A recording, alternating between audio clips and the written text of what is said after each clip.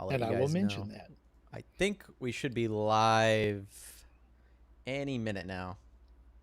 Yep.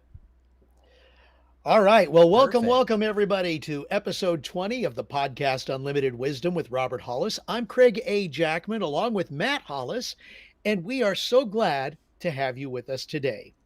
Our topic today: instant results versus long term thinking. This is going to be a very good discussion for everybody, and we're glad to have you with us. Thank you for joining us today and for hitting that subscribe button with the bell to be notified when these podcasts are available. And for those of you who wish to donate to Robert's charitable organizations, like Jody Falcon has already, thank you, Jody Falcon, very much. Thank You you, can go Jody. ahead and hit the $ below either the video or the chat and donate. And all the monies go to organizations that Robert supports. So bless you and thank you for starting us off, Jody. We appreciate you and we love you. Gentlemen, let's get started. Matt, Hey, Robert, guys. welcome. What a great start to this podcast. Thank you, Craig. Always the hostess with the mostest, man. I just appreciate you. You're awesome to have on here. And Matt, thank you so much for getting on here as well. Of course. I wouldn't miss it. So, Well, I'll start out with a quick story about this. I can remember the first time that someone introduced me. I know I could go take the time to read this, find out when this is. But one of the books that put me in a tailspin, I don't talk about it much, but I just remember, and it's something that I recently brought up with Charlie Munger. And it really comes down to the last question that's asked of you and I never thought about this until I just got a download just now. It don't you think it's interesting that if you're currently in a job or you're currently doing something like that, here's the question: do you think the company would grow without you? The answer is yes, because the person that actually is running the company or even had the vision of starting the company was able to come with this thought: is that will your business grow without you? See, we know the company that you're working for will grow without you. They just replace you. But when you get in this other realm, I remember reading Rich Dad Poor Dad, and in that book, that's cool that I have it sitting here. He's got this thing called the cash flow quadrant, right? So I guess it's pretty blurry. I'm sorry. I can get the picture for everybody.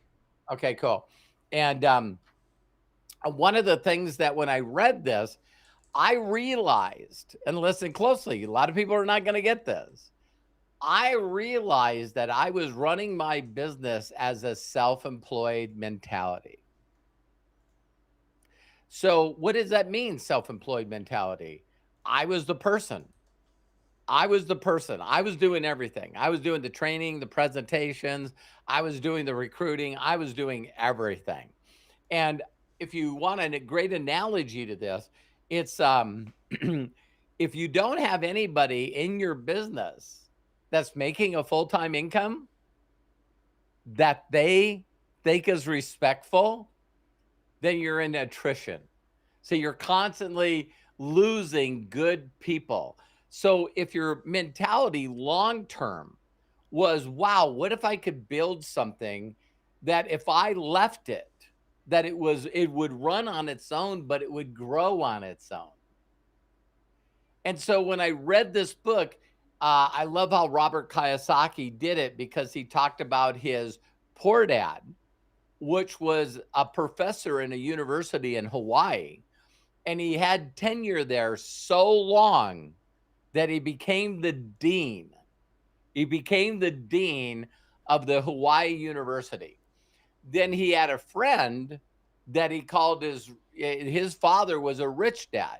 Now, here's a guy like 14% of the people in America that didn't even graduate from high school. And he had this mentality that the reason that I'm supposed to get educated is to make money, correct? Yeah. Well, what if I could make money? If I focus on just making money, then I don't need an education. And so he started his own business and was a multi-millionaire. And so Robert Kiyosaki talks about he would have these conversations with his father, and it's, of course, get a degree, then get another degree, and then get another degree.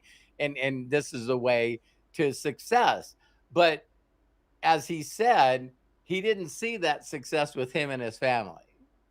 It's like, that wasn't an existence of what he thought an incredible lifestyle was. But when he went to visit his friend, his father's home, and his father's lifestyle was like, holy cow, this guy's got it on going on. And so right away, he started talking to him, and I love sharing the story, because the first thing that he said is, listen, you got to have a product that everybody wants and needs, and you got to come up with an innovative idea.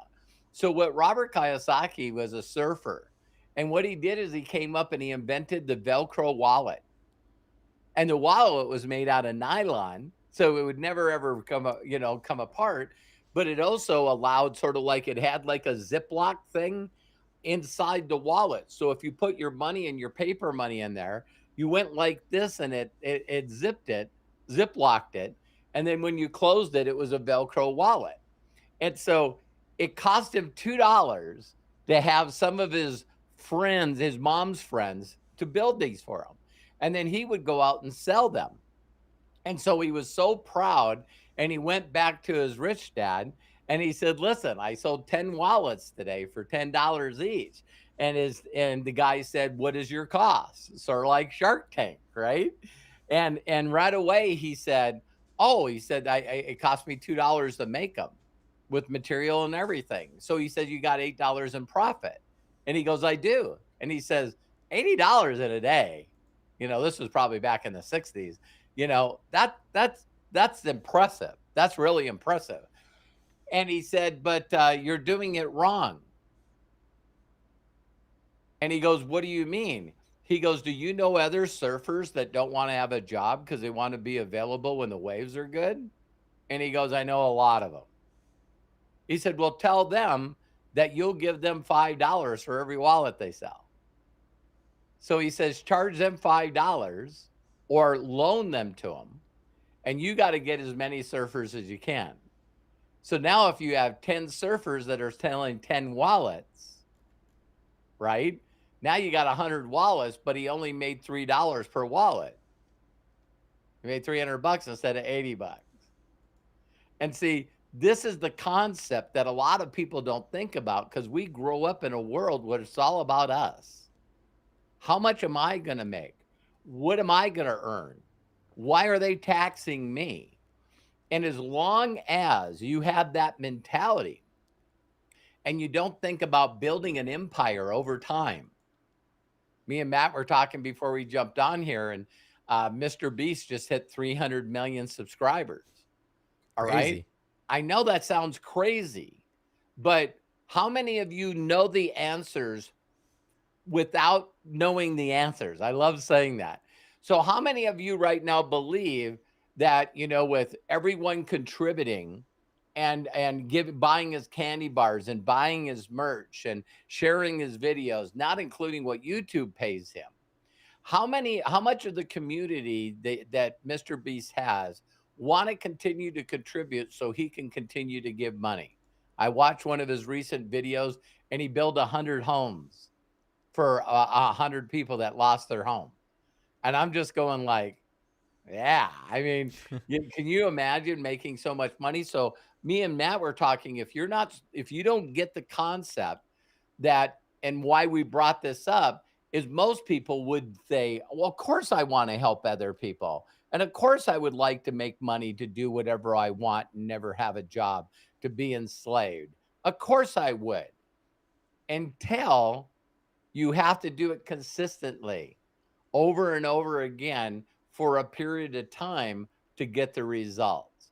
So right now, there's people that I can show exactly how to build that empire and how to have subscribers and how to have, subscribers that are active, that are paying you on a monthly basis. And I've worked for 37 years in companies like that.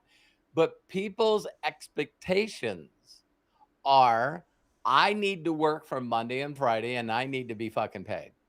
I am not interested in anything to do with this long-term bullshit.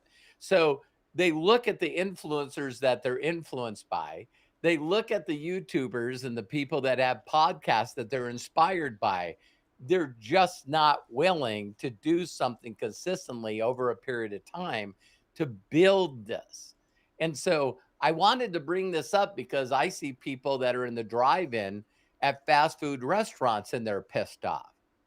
You know, it's like you wasn't there that long. If you walk in, there's always someone that like, so what? I wonder. It's like this is the same fucking menu. You know, can you know? So you see a majority of people that want instant food, they want instant success, they want instant everything. So there's a lot of people that, you know, in the younger group and in the older group would go, wow, I'd like to build a podcast. I'd like to build a YouTube channel. I'd like to build a monthly subscriber base. I just need it to happen by this Friday. Yeah. Go No, ahead. I love what you're saying, because it's like, I think that we all go through this process, right? Of like maybe you'll get really excited about something and then you'll go, okay, I'm going to learn how to do this particular thing or whatever it may be. And you go into research phase and you go, I got to find and accumulate the best information. Smart idea. Accumulate, buy the books, buy the courses, watch the YouTube videos, find the best of the best at what they're doing, and start learning and researching from them. And then we get to this place where our long-term thinking is, I will be a success at this because I have all the information. But the short-term results, because they require practice to get to where that person was, that your tastes and your abilities mentally may be there, but your experience and practice is all the way back here. So because that's the case, when you get started, you think that there will be more instantaneous results by more research. But if you've ever watched anyone that's made a success out of themselves, it comes from practice and consistency and those things more than it comes from knowing the right things. You can know all of the wrong things in the world and still be a success if you're determined. And this is one of those age-old sayings. Consistency will beat talent every single time. Yep. And that's true. You could be the most talented person, but if you're not consistent at making things or doing stuff that you like to be doing, then you're never going to really get there, right? And I think that that's something that we all struggle with. Like I struggle with that pretty consistently, where like I'll be consistent for others, but not for myself, right? Say that Like again. I'll be consistent Say for that others, but not for again. myself. Yeah. And that always comes back to that thing of trust, right? Where it's like, I trust my capabilities with others, but I don't trust my capabilities with myself, right? And that always comes back to like really what you want or what you want to be doing. And here I am finding out, you know, my whole entire life I've wanted to be a storyteller, right? And here I'm finding out, oh, okay, I'm actually not a one-note person. I never was a one-note person. And I kind of like the streaming and content creation stuff. I kind of like doing it. It's enjoyable. I love building a community. You're good at it. Thank you. And so since now that's the case, I would have never known that if I wouldn't have put myself out there and tried. But I was watching some professional streamer talk about people getting started streaming, and he did this whole guide on it, right? You can look him up. His name's Ludwig. But he goes through the first slide of his presentation, right? And this dude's made, you know, I think one year he made 2.5 million off streaming. Not counting endorsed. That's just Twitch. But yeah, not sponsors or anything else. And so the first slide that comes up is him saying, "Go live, you asshole." If you have not made anything or have not gone live yet or made an attempt. Just do it? Yeah. He's like, if you haven't even made the attempt, then shut this video off, because you're doing exactly what I just shared. You're going, ooh, Ludwig's a big streamer. He's made millions doing this. Or Mr. Beast is a big content creator, so I'll just watch. And I've done this, you guys. I'll just watch 5 compilations of him giving advice. And then what do? I don't implement the advice Right. immediately. So then it just becomes stockpiled full of ideas. And what do that stockpile of ideas make you do? It's like it makes you overthink what you're capable of or your decisions, because Yes. now you're worried about making the wrong decision. There's so much information out there. Maybe I don't know it yet and I need more. Or I have all this information, but man, how long would it take me to implement these things? It's going to take me a bit, and maybe I need a new computer before I could do this. So I'm going to have to go work for a bit, get some money together and buy a new computer, because there's just no way I could write a screenplay without a new computer. Ha ha ha. I got to clean my office too. Oh, Exactly. got to clean my office, and I got to set the desk up a certain way. And we all had these experiences, right? Because and I still do. yeah, all the time. So I still do. I took what apparently was a giant banner that had unlimited wisdom on it. And I not only bought the banner, but then I figured out how to put it in this office, and then I hung it, and I couldn't stand to come in my office because the vinyl smell was so bad that it was actually messing up my throat. yeah. It was like it was constricting my throat. And so I reached out to the company that made it, and they're going, that's made for a conference room or outside where you can It's put like a it up where picture. people can take Yeah. pictures and stuff. Right. They go, you don't have that like in the house. And I go, I not only have it in a house, I have it in a 10 by 10 office space, a room. And it's right behind me, so Okay, I can huff it from behind. You know? Yeah, I got to be really close to it. And so if any one of you ever seen, well, hey, Robert used to have that banner and then he got rid of it. It's like, But that's you trying things, right? And that's one of those things is if I didn't put myself out there, and I'll tell you guys this perfect example, because I shared it with Hannah last night. So I'm sitting here right before I go to bed, and I'm rewatching that Ludwig video on how to become a streamer in 2024, which is the video in specific. And I'm rewatching it, and I remember the first time I watched it because it's a couple months old at this point.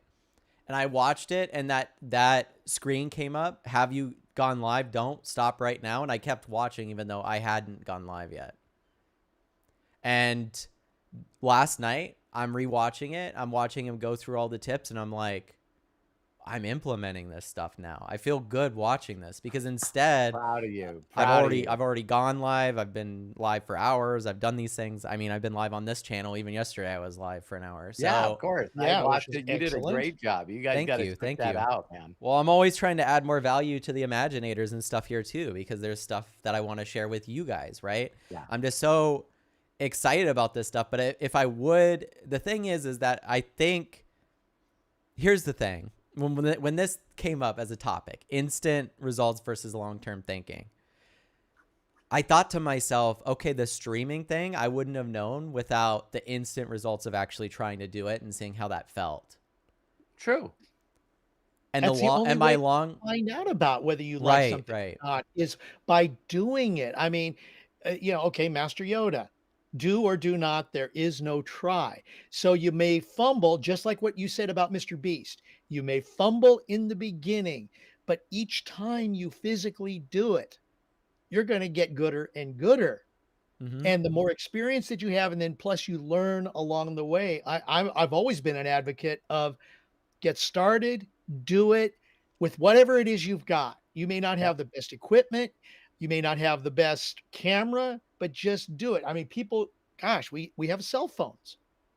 You can do a podcast like this just on your own, just with your cell phone. And soon with AI, you won't even need good mics. But the cool thing about it too is just putting yourself in a position to find out. Like when you go through all those things and you think, okay, this could be for me or whatever. How many people don't have a problem? Maybe this is just a particular personality type, but like how many people here don't have a problem with going out of their way to learn something to help somebody that they love and care about? Yeah. I think that's a given. It's a hack. So it's not like only a hack, Matt. It's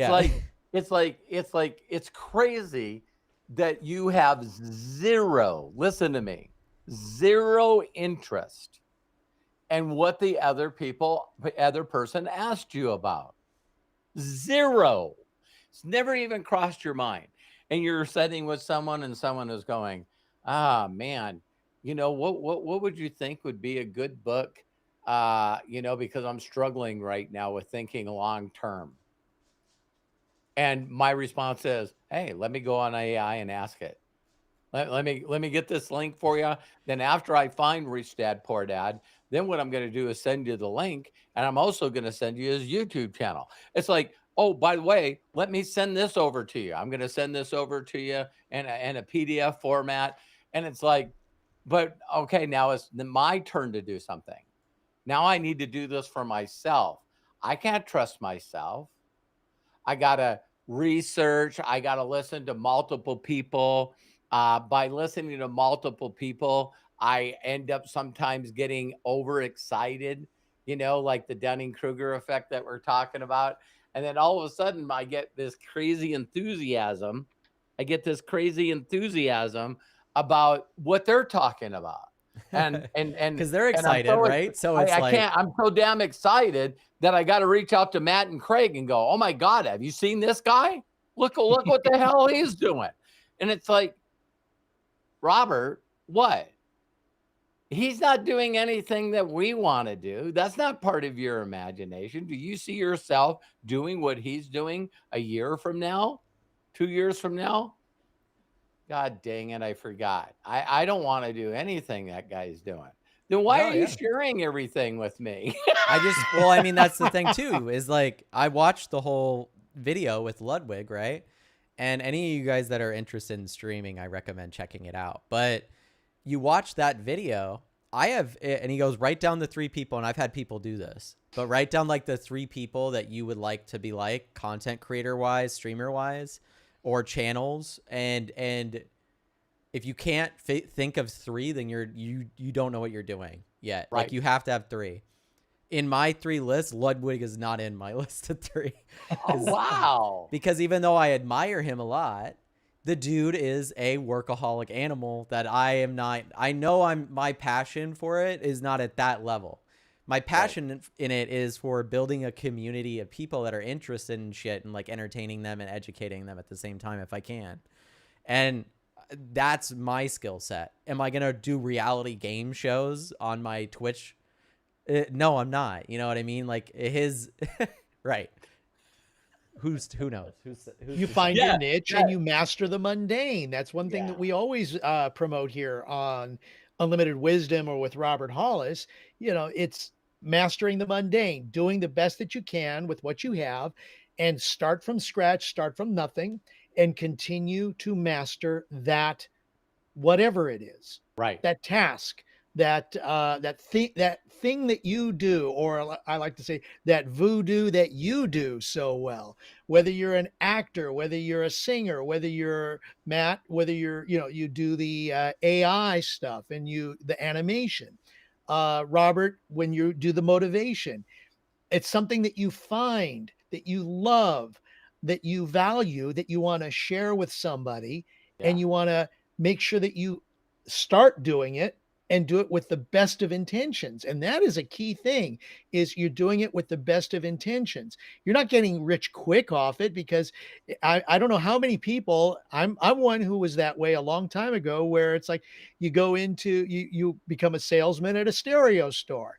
So you want to sit there and you want to grab the first person that walks in the door. You want to sell them the big ticket item, and you want to throw them out the store. You don't want to see them again. You want to take the profits, and that's part of your commission. Yeah. That works for only a short period of time. And you promote this so much, Robert, when it comes to some of the other organizations that you have been involved with, where it's not so much slamming the person, which is at least the way I call it. You slam them, you get it done, and you move on, and you don't think about them anymore. And then they come back at you, say, help, help, help. And you go, what? You don't need my help. You already got. No. You nurture, you develop, you master the mundane, you help them along the way so that they understand, so that, as you have shared, they can do it on their own. How many stories have you shared with everybody on here where it's like, okay, you got it. You do your steps, step by step, so that they understand it. Keep it super simple, the KISS method. And then once they get it, let them leave you because now they know exactly what to do. Right. You should And want that. Well, sorry to interrupt you, Dad, but you should want them to do that. Like people yeah, should have the capabilities to go off on their own way. That I've said this before, the more that people are required to lean on you to get things done, that's a dangerous position to be in. very dangerous. So in my mind, I'm actively trying to avoid that to the point now where I'm like, I got Craig doing Vizard, I got my dad editing his own videos sometimes, like so.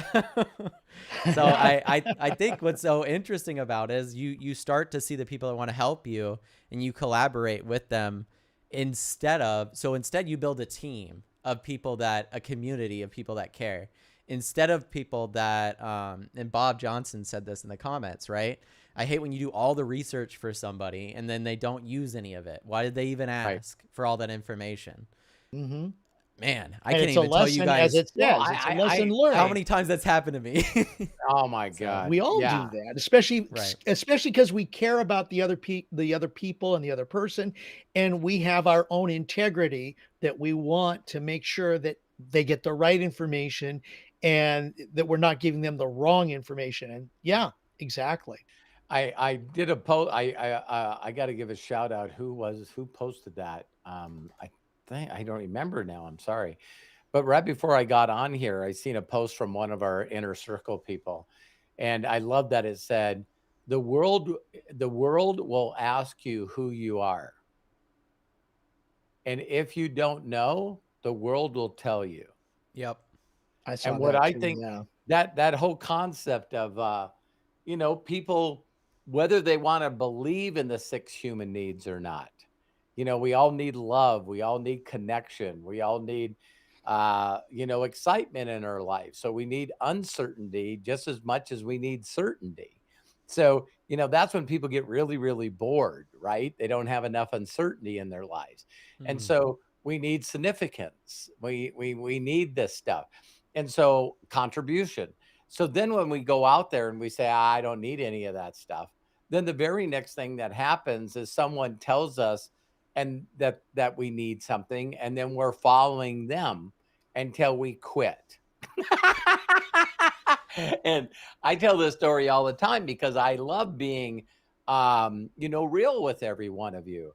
I look at my entire life. I'm 62 years old, and the list of things that I've finished versus the list of things that I've quit, it's grossly higher. The things that I tempted and quit. Now, some of those were things that I just figured out that I just went, this doesn't match me. I'm not enjoying in this. I don't see this as a long-term deal. And the biggest thing I think that people need to do is really ask themselves, and again, trust themselves, that what's most important for me is my freedom. And the second one is I do get jacked up by helping other people get results that they didn't think they could get. I'm addicted to other people's success, not my own. And so those are the two that really get me. So if you don't know yourself and you don't take the time to find out, again, we can help you get whatever you want, but most people don't know what they want. So Mark Twain. so now all of a sudden you got to dive into that thing. Well, I don't like playing guitar. I wanted to play guitar. I quit. I played trumpet. I quit. There's a lot of things that I attempted to do and I quit. And then sometimes you're sort of forced out of it. I loved being a mechanic, but then all of a sudden it became where I just couldn't see an end to what I was doing. You know what I mean? And believe it or not, a very wealthy guy helped me with that. He said, if you want to be a crew chief, why don't you find why instead of investing all the time and energy into being a crew chief and you're on this corporate ladder and no one wants to ask for help, that's weak, right? And so this guy said to me, listen, if, I got a cast on my leg. What do you want to be? I want to get this cast off and I'm going to go be I can sit on my ass and be a crew chief. I don't need my leg. That's my goal. And he said, he said, do you know any crew chiefs? And I said, I do. And he says, why don't you take them out for a cup of coffee or a beer and just ask them? Just simply ask them, if you had it to do all over, would you do it again? 10 out of 10 said no fucking way. Why do we look at people and inspire to be like them when they feel like they created their own trap? I mean, I think fame is a trap. I think a lot of people idolize fame and fortune in such a way, but what they don't realize is that everything that you make a decision for in life has a repercussion, regardless if it's a good thing or a bad thing, because you are making a decision. And by the way, indecision is also a decision. So Oh, going, 100. I'm not going to decide, that's also not a good idea. But regardless of what it is, you're making a decision. If I get married now, I'm now in a committed relationship. I'm no longer in the dating pool. I'm no longer looking for a spouse. These types of things are decisions you make in your life. I want to have children. I want to start a business. Do people get divorced? Yes. Do people lose their business or start a different one? Yes. So that's the thing, like you're sharing, Dad, you go through that whole entire process. But the thing is that we don't really see, and I love the whole, I think it was, his name's escaping me, but you'll know immediately, but the seasons thing, right? You go Jim through Rohn. seasons. Oh, Jim Rohn. Right. His name, I knew who it was. It's just didn't remember his name. But the seasons shift, I'm coming more to terms with the fact that is back and forth, back and forth. It's like a yin yang, you know what I mean? Like an infinity sign almost, right? It's like back and forth. You have these down slopes where you're like, I don't really like what's going on right now.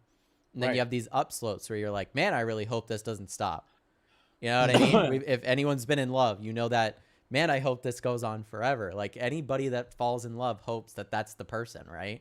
Because then you're like, I hope this love stays forever, right? Or you start a business, you're like, maybe this was it. Maybe this is what I was born to do. Like maybe this is the thing. But the thing truthfully is that you go through those seasons, and what those seasons do is like test you and what you want. Yeah. And go ahead, Craig. No, I was going to say, and that's part of the experience of getting to whatever endpoint you are going to do. I know we've shared this many times where many of us think, I should say, is that success is a straight line from start to finish. It's not. It's a jag of lines that go in every different direction. In fact, there was even this one video I love is where you see a guy with a trampoline and stairs, and he starts off on the lower stair, goes bounces on the trampoline, and then goes up another 2 stairs, then does the same thing up all the way to the top. He gets almost to the top and then falls back down, and he goes back down again, and then it's like Sisyphus, it gets enough, right?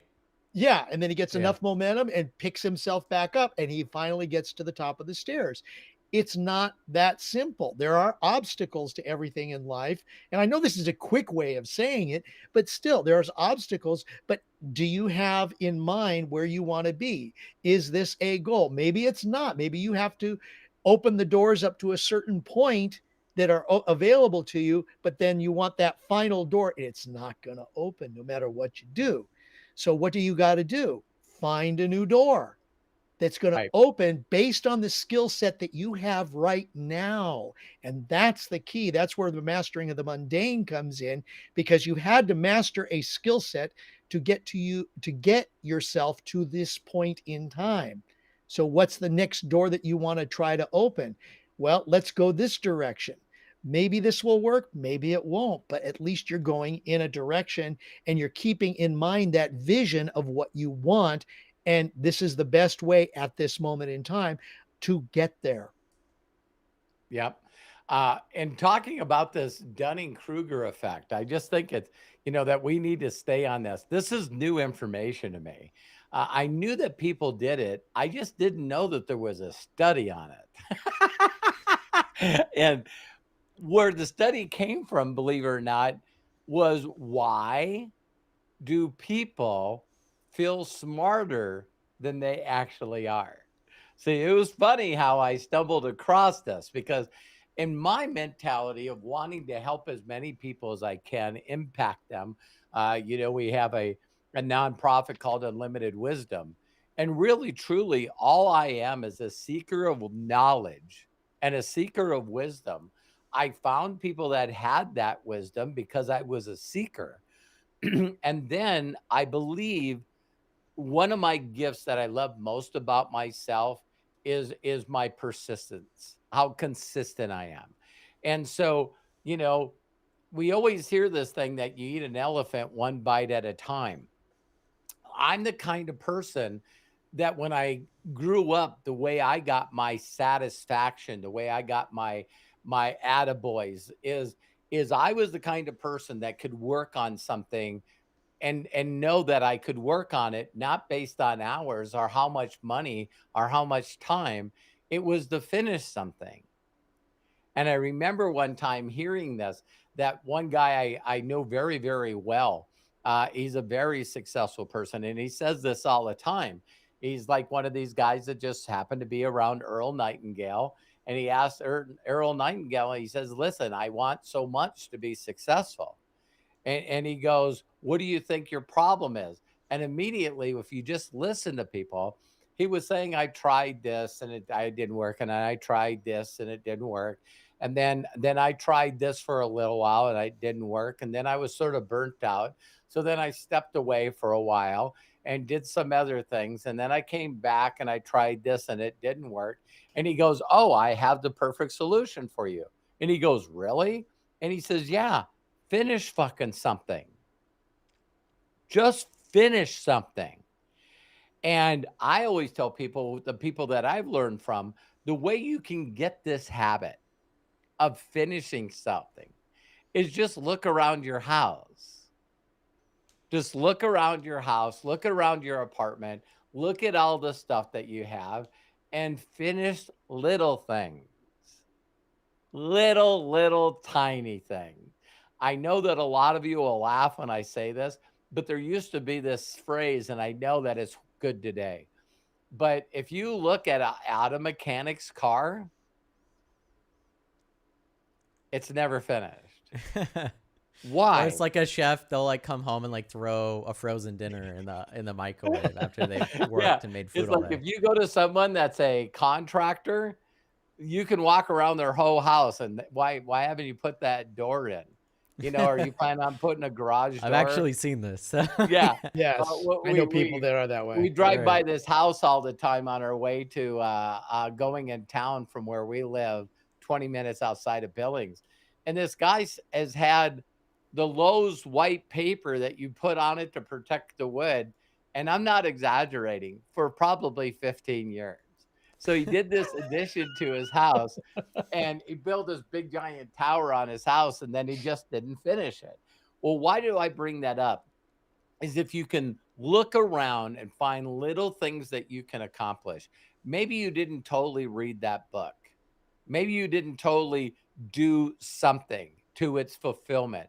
Like I always ask people to read the Greatest Miracle in the World by Og Mandino. And then what I do is I very simply, next time I talk to him, is first I told him, read the book and then call me. I brought this up the other day because this is just humans. This is how big this is. Instant versus long term. I have probably in 37 years of being told to get that book. Again, I'm not bragging. My mentor said, Robert, he didn't really say this. He just said, there's one thing that you need to change before I can share with you what to do. That's what he said. And he says, you have some programming that needs to be eliminated. And he said, so go to the bookstore, grab this book, and then when you get done with it, call me. 37 years, I know I promoted this book on virtually thousands. You know what? My mind just clicked. Hundreds of thousand live presentations I've done all over the world and on video and told people to do that. And I probably have had like eight Right. people out of maybe 500,000 people. And so when you're looking for those unique individuals out there that can dream and imagine something in existence so they can be consistent, that's the key. So then when I did that, I called Bill right away. It took me a long time to go through the book because it's difficult for me to comprehend and read certain words, but I knew this was something that I needed to do. And so when I called him, he said, "What is the assignment that the book gave you?" And I said, "I'm supposed to read chapter 9 every night before I go to bed." And he goes, "Are you going to do that?" And I went, "Yeah." So how many people that will watch this live or recorded, you reach out to people and we call them, listen closely, we call them assholes. ASKHOLE. They're assholes. These are the people that constantly reach out to you, go, "Can I get a minute? Can you tell me what to do? Please, please, please. I'm about ready. I can't pay rent. I'm going to lose my home." And you say to them, "Hey, listen, let me tell you what to do." And then they don't do it. See, that's someone that reaches out to someone that's already has evidence of their ability to not only do the thing, but master the thing, and then master it to a point where they've taught other people how to master the thing. So it's not only a black belt, but then all of a sudden a black belt that has other black belts that they taught. And then they're a second or third degree black belt. And then they teach another group of black belts. But now they have students that are each actually teaching black belts, right? And no one looks for this. No one looks for this. I think legacy is really thrown around a lot. I'd like to build a legacy, but a true legacy is actually leaving people in a better place than when you found them. That's all it is. So when people reach out to me that are assholes and I ask them, "What day are you on?" And they're like, "What?" And there's only a few people in my entire life that can give me a number. And it's surprising. The people that give me a number are not only people that seen such a significance in the reprogramming of who they are, but then the next thing they do is they do it again. And they do it again. They always know that when, like Matt said, you can call it winter or whatever, but I have a lot of trophies that are blurred behind me. And when I first got in this industry, my goal was, wow, what if I had 30,000 people responsible for my income? Wow. One day. No, can I get there by next week? I'd like to do that before the end of the year. I knew this was going to take me a while to build. And then as I built that and achieved that, which made me $1 million plus a year before the age of 30, then I met another group of people and they had 200,000, 300,000. Now think about this, Matt and Craig. This is before social media. So if you had a group of people, if you had 200, 300,000 people underneath you, man, now all of a sudden, you're not $80,000 a month. You're like $200,000-300,000 a month. And a lot of people are going like, "There's not people out there like this." Yeah, they are. A lot of them. Right. Now there's this concept called employees where people have millions of employees. And I always thought it was interesting whenever you talk about an individual, isn't it funny that they can say that one thing? The one quick story I have for you guys is one of my first mentors, Roger Penske. Some of you are going to hear me do a dig. Don't get mad. But this person was going to get a Presidential Freedom Award. It's the largest award that a human What, a being can presidential get. Medal of Civilian. Honor? Yeah, Medal, a civilian can get. In the And United States, yeah. yeah, and it was given to Roger Penske. It's like being knighted in Great Britain, UK, being Exactly. knighted by the Queen or the King. And so it was the Roger Penske, and the person that gave it to him without giving a dig was Donald Trump. So what was funny is I see Donald Trump walk up to the podium to do his presidential duties, and he's reading the bio of my mentor, and he doesn't know him. And so he goes, well, we're here today to give the award away. I can see here he's been a businessman for 54 years.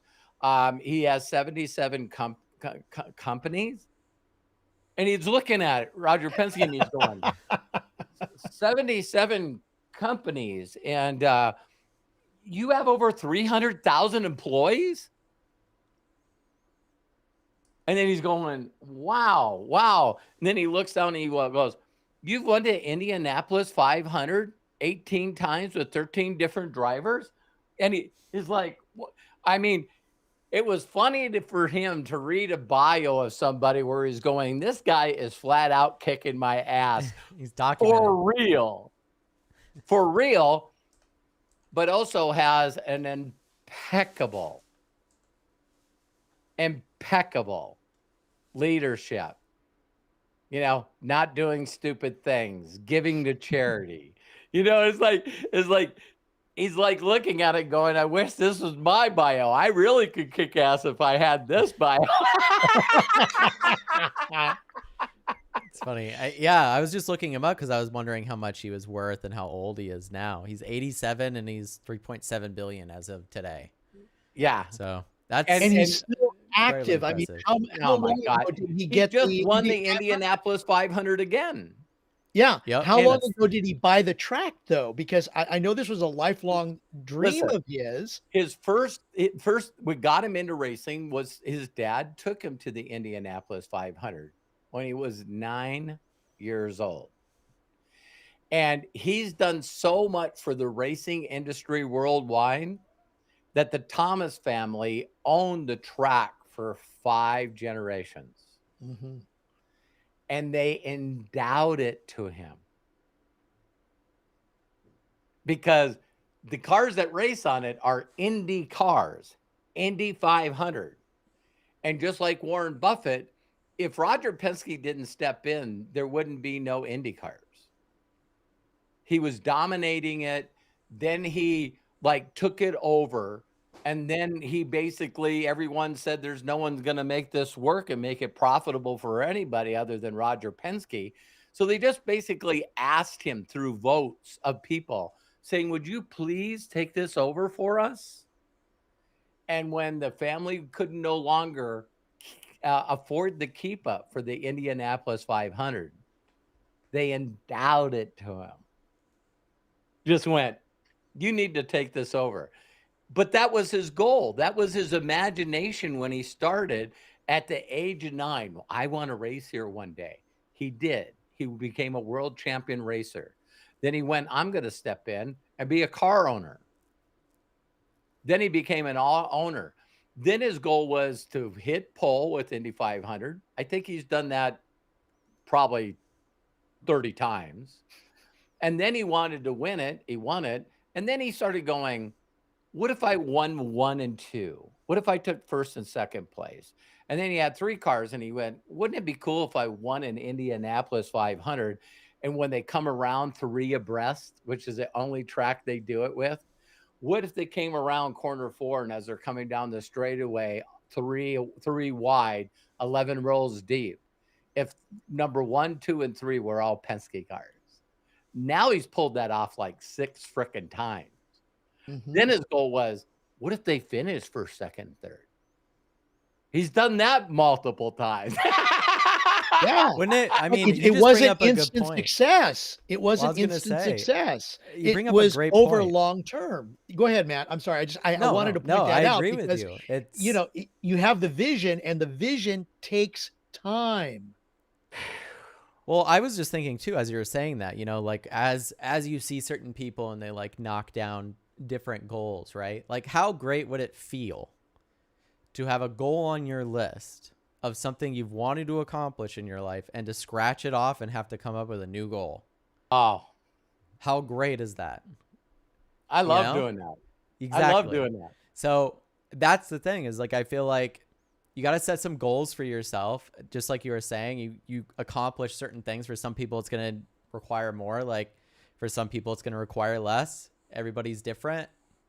You know, if your goal, I used to always make this joke with my mom, right? Because she would, or other people would ask me what I wanted to do, right? Like with my life, right?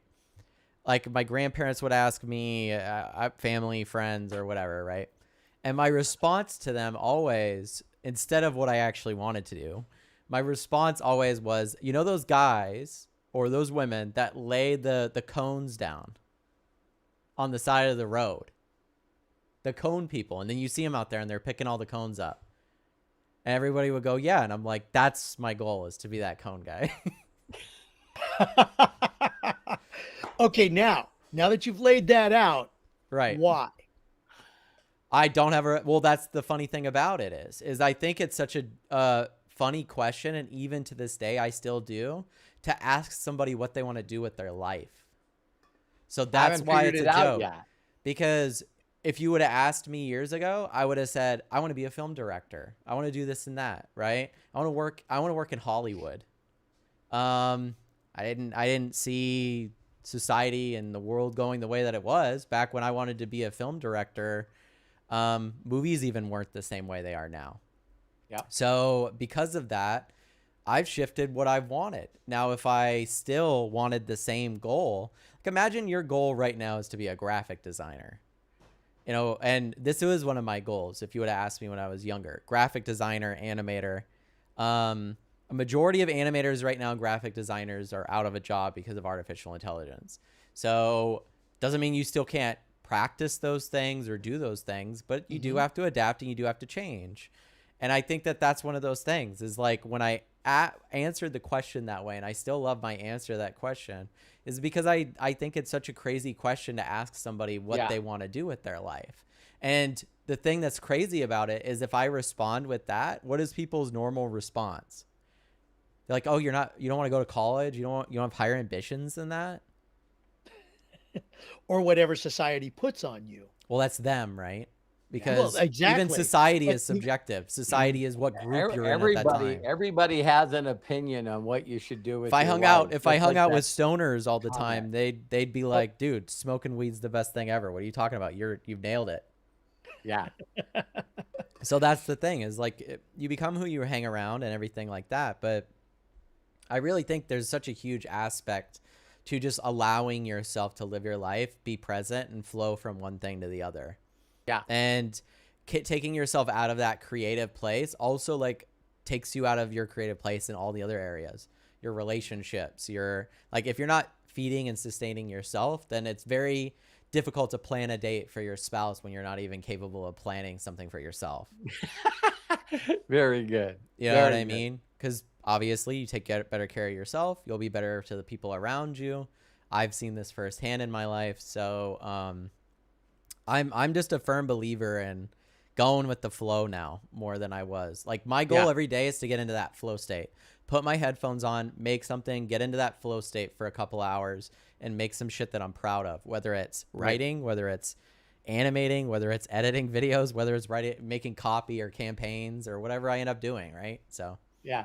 And the goal in life is when we were talking about Roger Penske, you know, to think that he set another goal last year, another record last year. He's the only person that won a world championship in 2 different sports. You know what I mean? So oh, wow. He not only won the IndyCar series, which he's won multiple times, including the Indianapolis 500, but he won the world championship in NASCAR, you know, with the first time winner. And it's like this guy helps people fulfill their dreams. And his own too. Like he gets to, I'm always going to idolize people that reach a certain point, and instead of doing like this move, like everybody else get below me, like nobody's better than me. You know what I mean? Instead of doing that move, how great is it when you see a guy like Roger Penske or a person like Steven Spielberg mentor the next set of people, and they're better than everybody?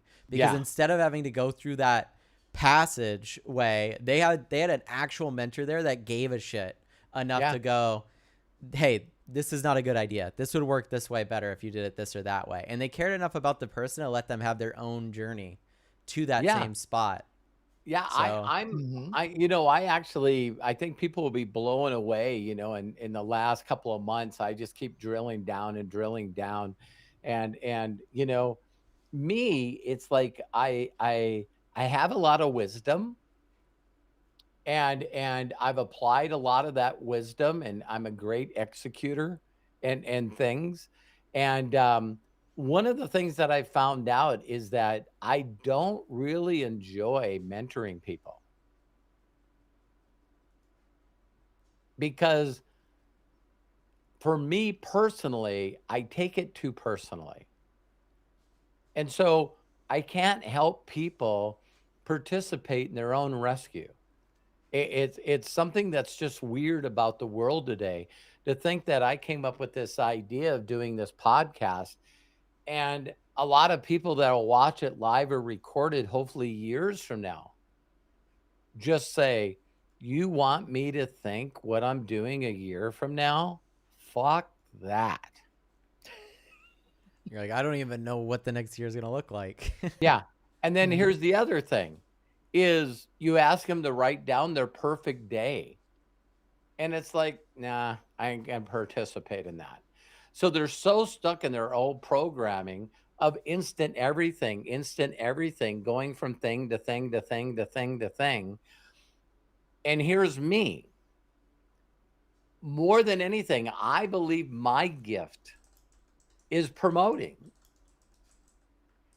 I'm not interested in rewriting this fucking book. Listen closely. My gifts are not there. I'm not interested in rewriting Science of Getting Rich. I'm not rewriting Rich Dad Poor Dad. But I know that I'm one of the top 10 people in the world that have promoted the fuck out of this book. Because for the right people that can actually read it and finish a fucking assignment, those people are the ones that are in my 67 people that have earned over $1 million in commissions, or the 9 that actually started their own companies that have helped millions and millions of people. And so I'd rather find the stuff. So the reason I brought that up is, man, the thing I love more than anything is learning. I love learning. I love studying the old things. So recently I've been going through the Lead the Field by Earl Nightingale. I'm not interested in redoing Earl Nightingale's deal of Lead the Field. I'm not interested in redoing Acres of Diamonds. So I love finding these things. And 2, I love finishing them. Then 3, I love executing them to show evidence. And then the people that are at the right people at the right time, that can honestly say when they watch this video, oh my God, they're talking about me. I haven't finished a fucking thing. That's only 2 reasons that I think that you're that way. You're listening closely. The first one's going to blow you away. It's going to go against every belief that you have. You don't realize that failure isn't failure. It's just lessons. You found a lot of stuff that you don't really want. I have friends that are a couple years younger than me that are still not married. They're not interested in getting married. Every time I meet them, it's someone new. Yeah, or they've been married a couple times, right? And they're practicing to find the right person. Exactly. and when you talk to people that get in their 40s and 50s and 60s that are still not married, you know what the number one thing that you hear? I'm set in my ways. It just takes one perspective. And believe it or not, Steve Harvey has this quote, and he wrote a book that, he's not that into you. It's a best-selling book written by a male, and the most people that buy it are females. And he said, here's how you know someone's not into you. They don't change anything they do. They meet you. They still got guys' night out. They still have their hobbies. And they want you to be an add-on to their life. But when a guy finds the one, there's not an area of life that's not affected. Their whole life changes because they're that into her. Isn't that powerful? Yeah, of course. Oh, yeah. And so, I can't say anything negative about these guys, but they treat relationships like most people in the world treat their lives. Well, Hit it's it, like miss it. Hit it, Instant results. hit it, versus move on. long-term Hit it, thinking. move on. Hit it, move on. Exactly. yeah. It's hard too, because you see a lot of people that are living different lives than you may want to live, and you go, how the fuck is that working for them? And it's just our natural subjective experience of like looking at somebody else and not understanding that people are different, and that there's people on this planet, you guys, that are genetically like asexual. They're not attracted to anybody. Or is that asexual is the right one, right? Yeah. I don't even know the drop down. They don't identify on all the completely Facebook. Every time I see the Facebook, other than married and single, and you can drop that down. People who asexual, people who identify with little or no sexual attraction to others. So relationships for an asexual these are gamers. person. Gamers. Right. Yeah. So it's like, what are you talking about? Hey, I'm sorry. Don't send me any hate some mail. of the Don't send me any hate mail. I'm cutting that out of the replay before it goes to everybody. No. Slip. Like the thing about it too is it's just you get these people that man, I lost my train of thought now because that was now I'm thinking about that. No, you're just saying that you were on the whole concept is why. That would be a good one. Is why are you concerned in up in other people's business? Well, it's the same thing all the time, right? Like I ask myself that question all the time, like why people are so interested in someone's relationship or sexuality 6 states away from them. Like how that's the thing that permeates their mind on a day-to-day basis, instead of like children starving or something that I don't know. Let me just throw some shit out there, Yeah. But and let me finish. Animals needing care, that you keep going and going and going. Yeah, don't send my wife any video of someone being mean to pets, because she went off the other day while she was cooking, and I had to go up there and calm her down because there was people were, I guess hundreds of people have gone to the hospital in Las Vegas because it got to 120 degrees. Yeah. And people didn't realize that the little poles that people might lean up to, or a box that might hold mail or newspapers or something, Metal. Yeah, metal, that the metal was 141 degrees. So they just had random people that were going up and leaning against the pole and getting 2nd-degree burns on their hands. And I'm going like, there ought to be something that tells you that I should be someplace else right now other than here.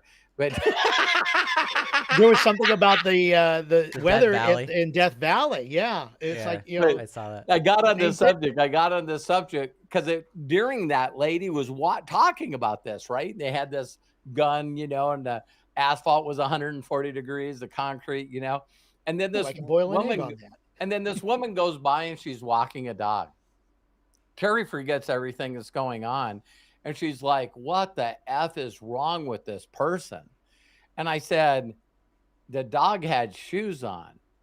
And she's like, really? And I said, yeah, but isn't it funny how fast he wanted to destroy this woman?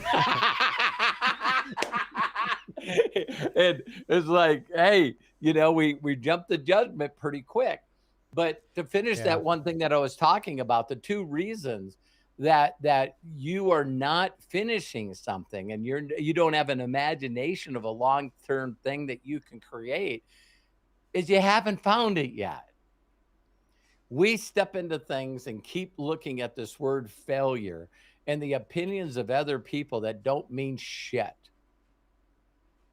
You deserve to try as many things as you possibly can to find the thing that gives you joy, to find the thing that really, really gets you excited, that you lose sleep over it. You start blowing off stuff because of it. It's like, hey, you guys want to go out? No, I'm building I'm building my dream. I'm building my imagination. I'm happy. I always know that people want to be happy, but happy is moments. But really, the true joy of living and feeling like you're alive is pursuing. The pursuit You're of actually happiness is what you're saying is the Yeah. way to be. Yeah. yeah. Instead of There are many accomplishing people out there happiness. that say the pursuit is what is making you happy. Once you reach the goal, then what happens after that goal? It's like Gotta find you another gave the one. most. You got to be on another pursuit. Yeah, And so the first one is try as many things as you can. You know what I mean? But the one thing that I want to really be positive on number two, and I got this out of a book. I'm not promoting it because I didn't read it. I've gone through a lot of videos on it, but it's Robert Greene that wrote the 48 Laws to Power. And he has a book out there also called Mastery. And one of the things that you'll listen to in a short video, if you look him up on YouTube, Robert Greene, and then put in Mastery, he's got some short videos that are pretty powerful of just the top points that he's made from every lecture. And one of the things that is the opposite of mastery is going from like the Dunning-Kruger effect of saying, I already know what I don't want or what I want. You just keep going from thing to thing to thing to thing to thing to thing. It's like they're chasing the Dunning-Kruger effect. They're chasing that high of thinking that they're going to be really good at something. And the moment they realize they're not, they just jump to something else they think they might be good at instead of pursuing the thing that they want. I've done this. So it's like, I have too. I have too. Yeah. So when I ran into the concept of what if I had 30,000 people or more active subscribers, that's the way I call it right now. Then it's funny because the thing that you're looking for the most, you then will get validation of that. So I've done my searching to find out that I know at least 3 people that have had over 1 million people as active subscribers. Now, this is before the YouTube or the Facebook stuff. Now, if you ask how many people had 1 million plus active subscribers, that's a long list because it's the world is made, or the universe has basically made it easier for someone to get that. But behind me, you see 19 trophies of me pursuing 1 million active subscribers, and that vehicle wasn't able to make it. So I'm saying to you that the goal of being responsible for helping people change their lives is always the goal. It's still 1 million active subscribers. And if I don't do that in whatever company that I'm currently affiliated in, then I'm going to achieve that with my YouTube channel. Or I'm going to, there was, I don't even think I've shared this story yet with you guys, but maybe I did on the Imaginators. But there was this girl that just got a job. She's going to be a commentator for the Olympics, and I think it's NBC that hired her. But the reason they hired her is she's the #1 female podcaster. Her name is Alex Cooper, and she has a podcast. Her podcast is called Call Her Daddy. Yep. I know. I immediately knew who it was.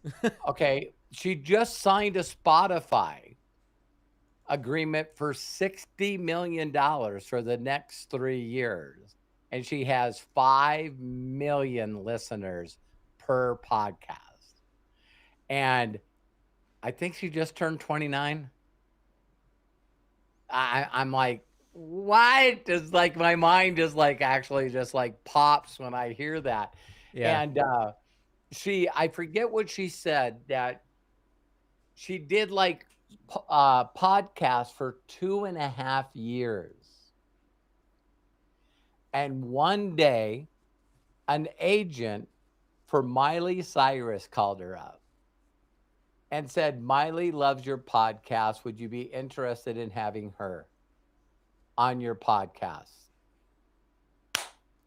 Bam!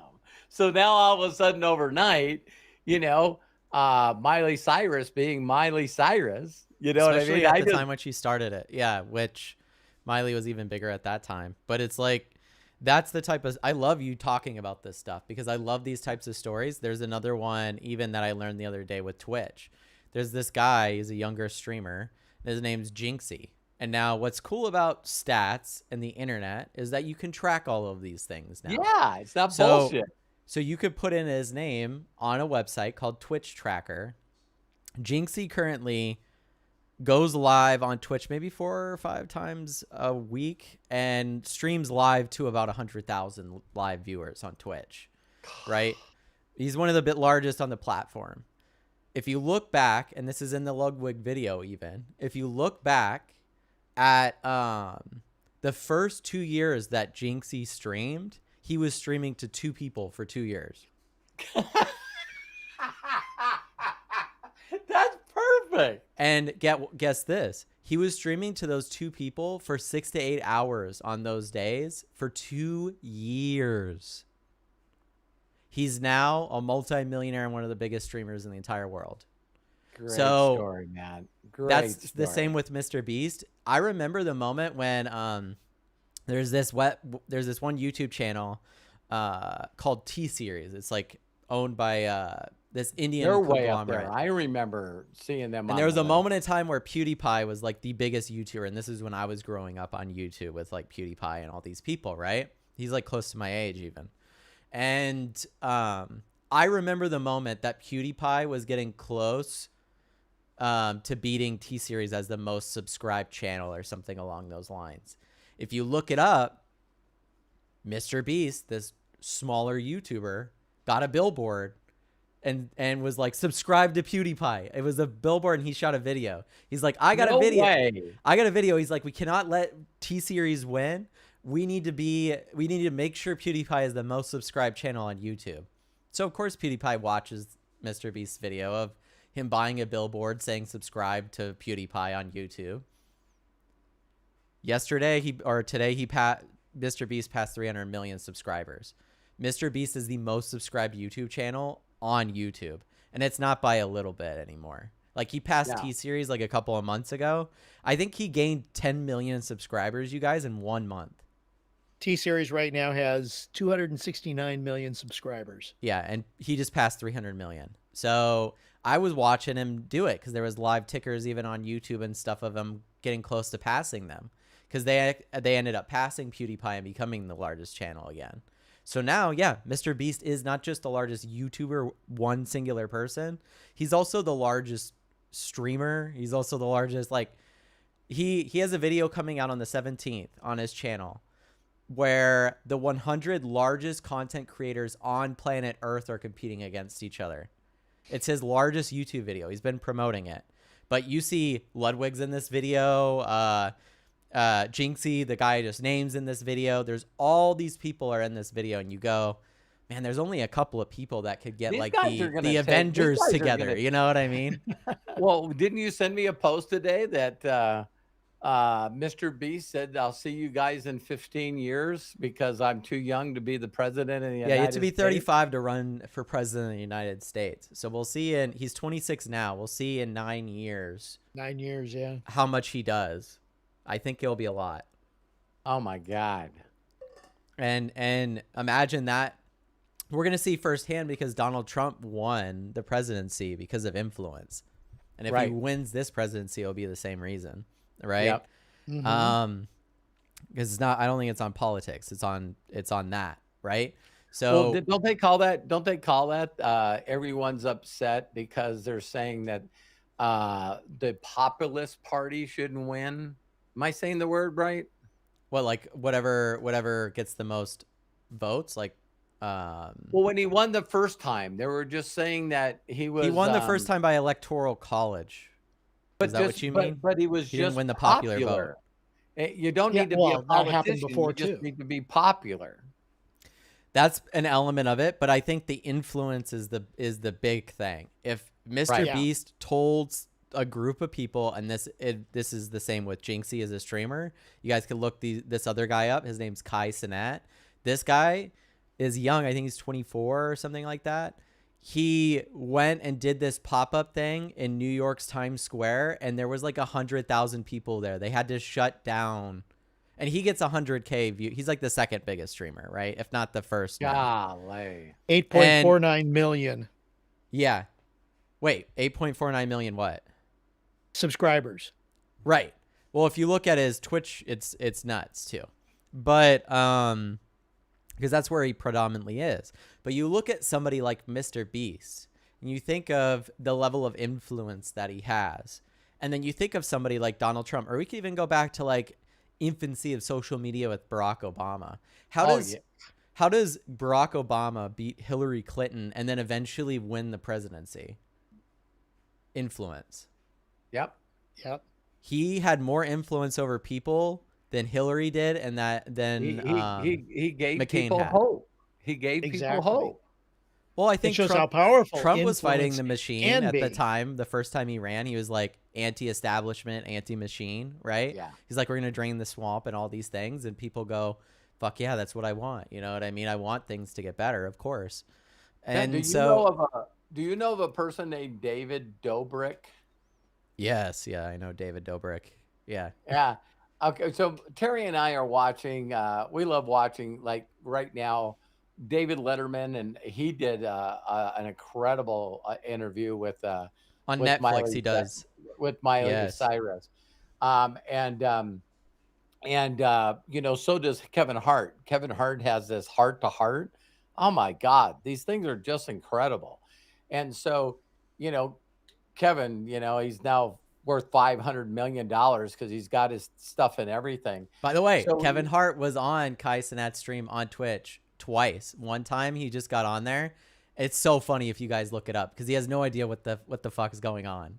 He's like, wait, was this person? He's like, he just donated 100 subscriptions. And he's like, why would he do that? Why would he take away?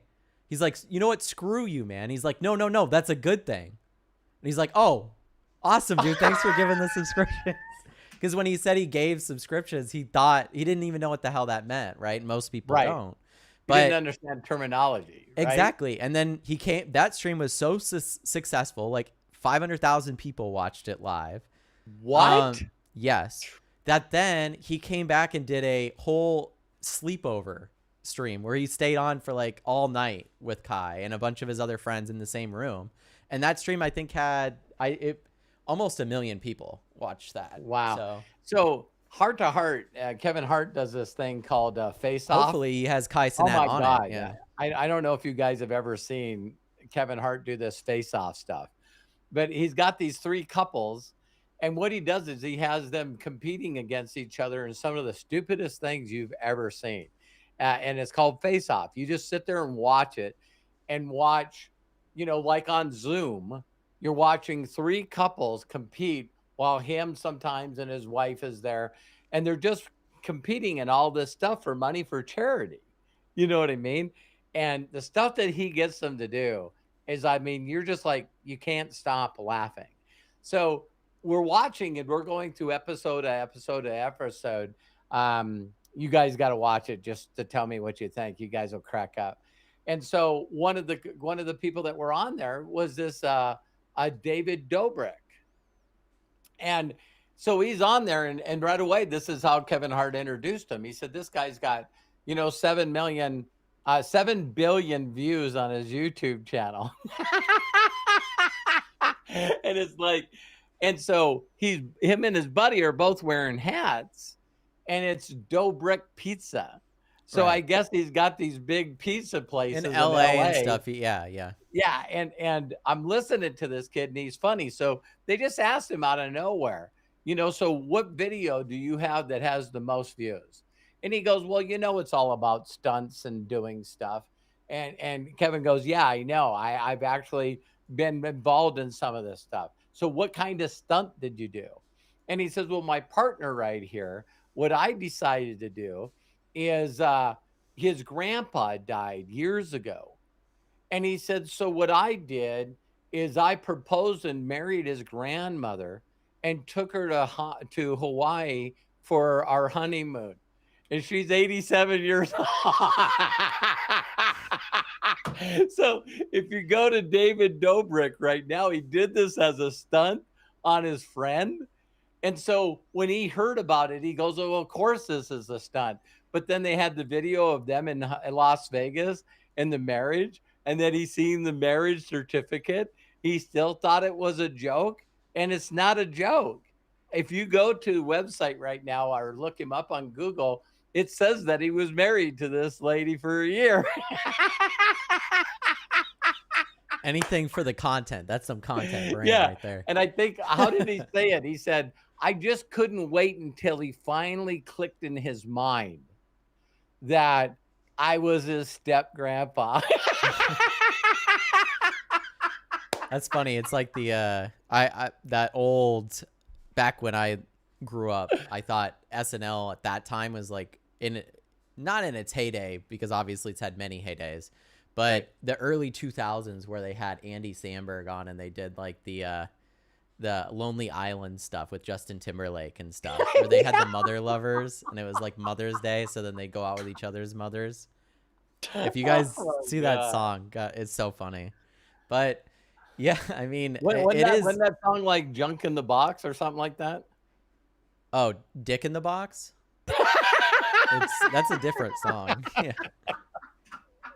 Yeah. Oh wow. That's the Hey, this the whole gift, podcast, right? this whole podcast is about doing things long term. It's like long term, yeah, Robert. Yeah.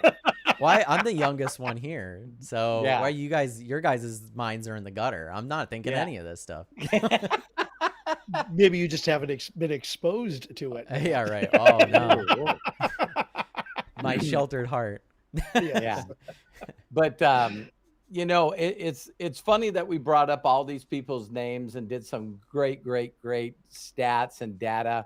I was figuring it out really quick. Roger Penske, I don't know if you guys knew this, but his birthday's on February 20th and mine's for February 21st.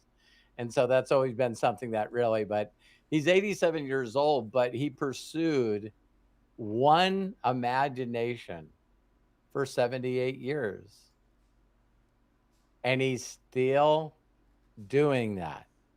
So when you heard Charlie Munger died and Warren Buffett is now the sole owner of Berkshire Hathaway, I mean, I have no idea how old Charlie Munger was or what Warren Buffett is doing now.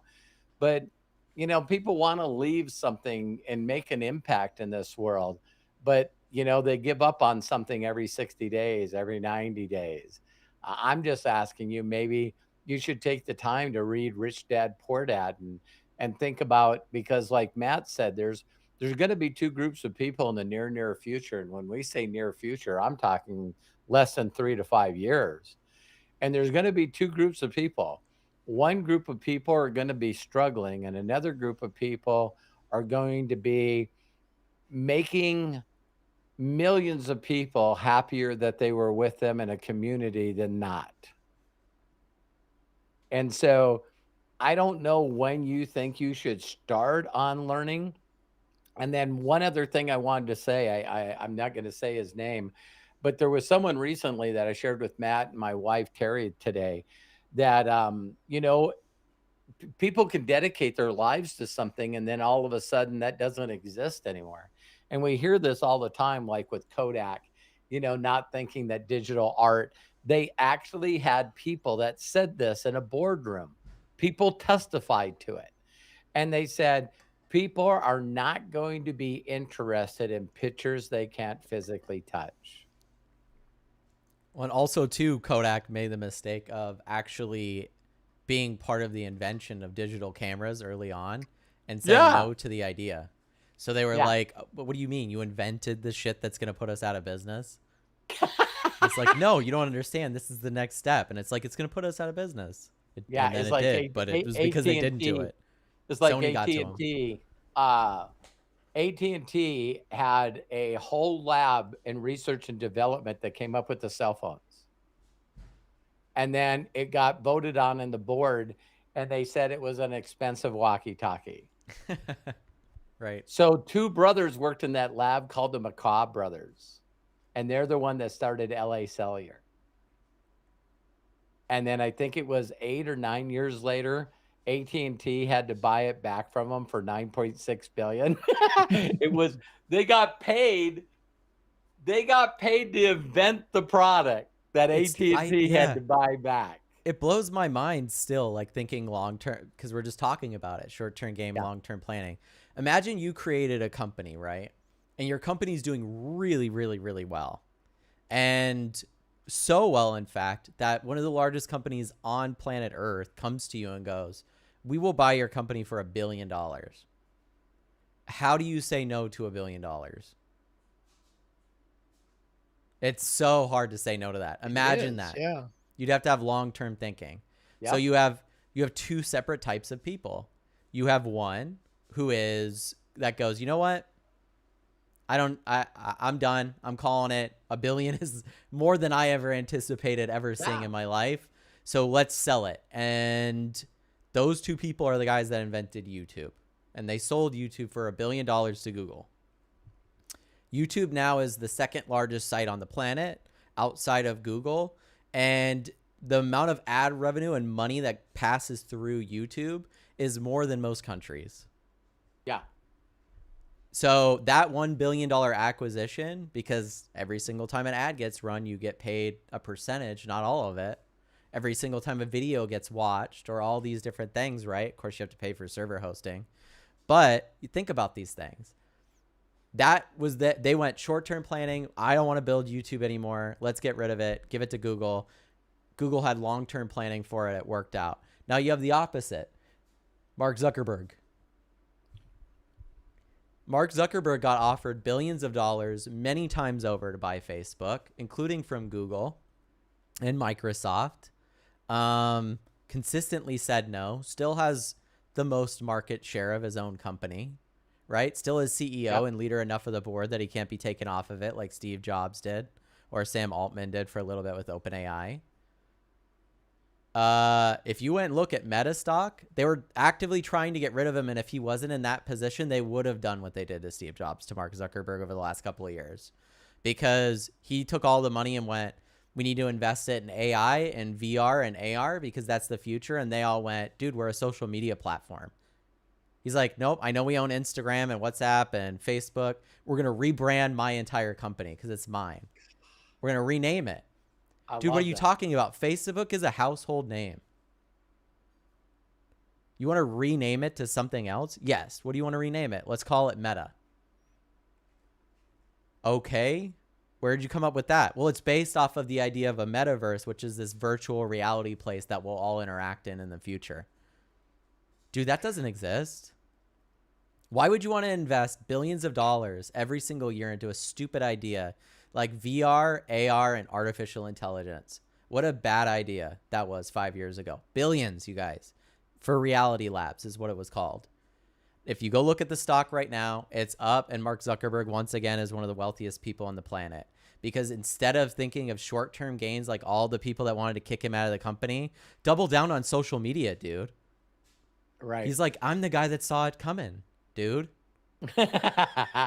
Now they're counting pennies and counting stuff. Now they're looking at their stock and going, thank God Mark Zuckerberg said no and we didn't get rid of him, because VR is exactly where Apple is. AR is exactly where Microsoft and Apple and all these companies are. And AI, exactly where all these companies are. So he bet 5 years into the future and was right.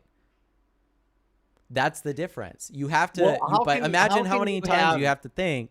Yeah. How many times you have to explain the long I'm making a term mistake that I can see down the road. Yeah. And that is the big thing, is trying to get people to imagine, okay, where they are now and where they want to be down the road. People think of that instant gratification. I want the money now. right? I want it now. He Exactly. was blowing billions and losing billions, and everybody looked at him like he was an idiot. You know or what I mean? the 1 penny a day for a month versus $1 million. That is so classic of instant results versus Right. long-term thinking. And it's the deal. I wanted to throw a stat in here that you guys really love.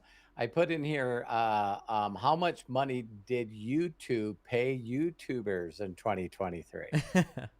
Because Oh, I know they're a publicly traded company. Right. So it says in 2023, YouTube generated approximately $31.5 billion in revenue. That's a large oh number. wow. A portion was paid to Is that content net? creators. But that's in the gross, I think, right? Right. Yeah, that's their gross. And it says a portion of which is paid to content creators through monetize methods such as ad memberships and super chats. The top earner is Mr. Beast, which generated income of over $82 million in 2023. Yep. So The YouTube partner program basically says you got to qualify, you got to get 1,000 subscribers and 4,000 hours. And it says here that it splits the revenue. Well, typically, earnings of 55% of ad revenue goes to YouTubers. So if that's correct, that means that YouTube paid around $10 billion to YouTubers. yeah. For the Well, content. They're paying for the content that's created so well, the they make an channel can be the ecosystem, the vehicle community. that they make money from. Yeah. Wow. There's people that can make more money. There's streamers or content creators that get offered multi-million-dollar deals that turn Of them down course. because simply because they don't want to leave the community that they've developed on that website to move to another website. And they know Oh, wait a how minute. They actually care for disastrous that is. people? Right. Yeah, exactly. So you have those certain situations, and it's just always, I don't know. It's always interesting because you can have short-term versus long-term thinking. Like, believe it or not, someone offered Mr. Beast like $1 billion to buy up all his businesses and something at one point. He made a video about it and said how he had to turn that down because Yeah. he's like, and you'd think for certain people it's hard to turn down, but for people that are driven and know what they're capable of, it's not. No. Right. Yeah, this is interesting that at this point in the conversation in the podcast, because I bring up, okay, Charlie Munger and Warren Buffett. Now, these are people who see the long-term thinking of a company. They do not want to disrupt it. They will buy it. They may infuse extra money in it. They will get a little bit of result from the start of that because they're doing that to help the company. But what are they doing? They are looking at the long-term Always. thinking and the long-term result. So they're not going to go in, buy up the company, rearrange it, put their people in, and keep going. That's the one beauty that that both of them had with building Berkshire Hathaway and everything else. The fact that they saw, I mean, like, okay, they bought Fruit of the Loom. They just basically said, no, or what was the story, Robert? Just keep doing what you're doing. Yeah. Yeah. They bought it. And the story was that they had a female CEO. I think had been there for over 11 years. And she waited 2 weeks after the purchase and then called Warren Buffett and had an appointment over the phone and just basically said, well, you guys bought us. What's the outlook? What's the plan? And Warren Buffett said, we bought the company because of you. Mm-hmm. We bought the company because of you and the team that you created. You guys are covering the asses of the masses. You're It's always a great line. Great one. yeah. And he's like, listen, just keep doing what you're doing. And then they said that the greatest part of the call was Warren Buffett said, thank you very much for calling and setting a time for us to talk. He goes, I didn't want to bother you until you needed me. And you just need to know that I'm here if you want to implement anything. Mm-hmm. I trust your CEO. I trust your leadership. And so, people think that Warren Buffett, I just AI'd it really quick. Charlie Munger died at the age of 99. Isn't that freaking so? And he said, here was the 3 steps for us. A, can I make money? 2, once I documented that, then a lot of people wanted me and Warren to make them money. So people were giving us money. And he goes, we wanted out of that. Listen closely, you guys. He said, we wanted out of that position faster. That was our number one hunger. Because being responsible for our income is one thing. Being responsible for other people's income, that is too much pressure. We didn't like it. So we wanted to make enough money so we could buy our first company. And that was Brickenshaw Hathaway.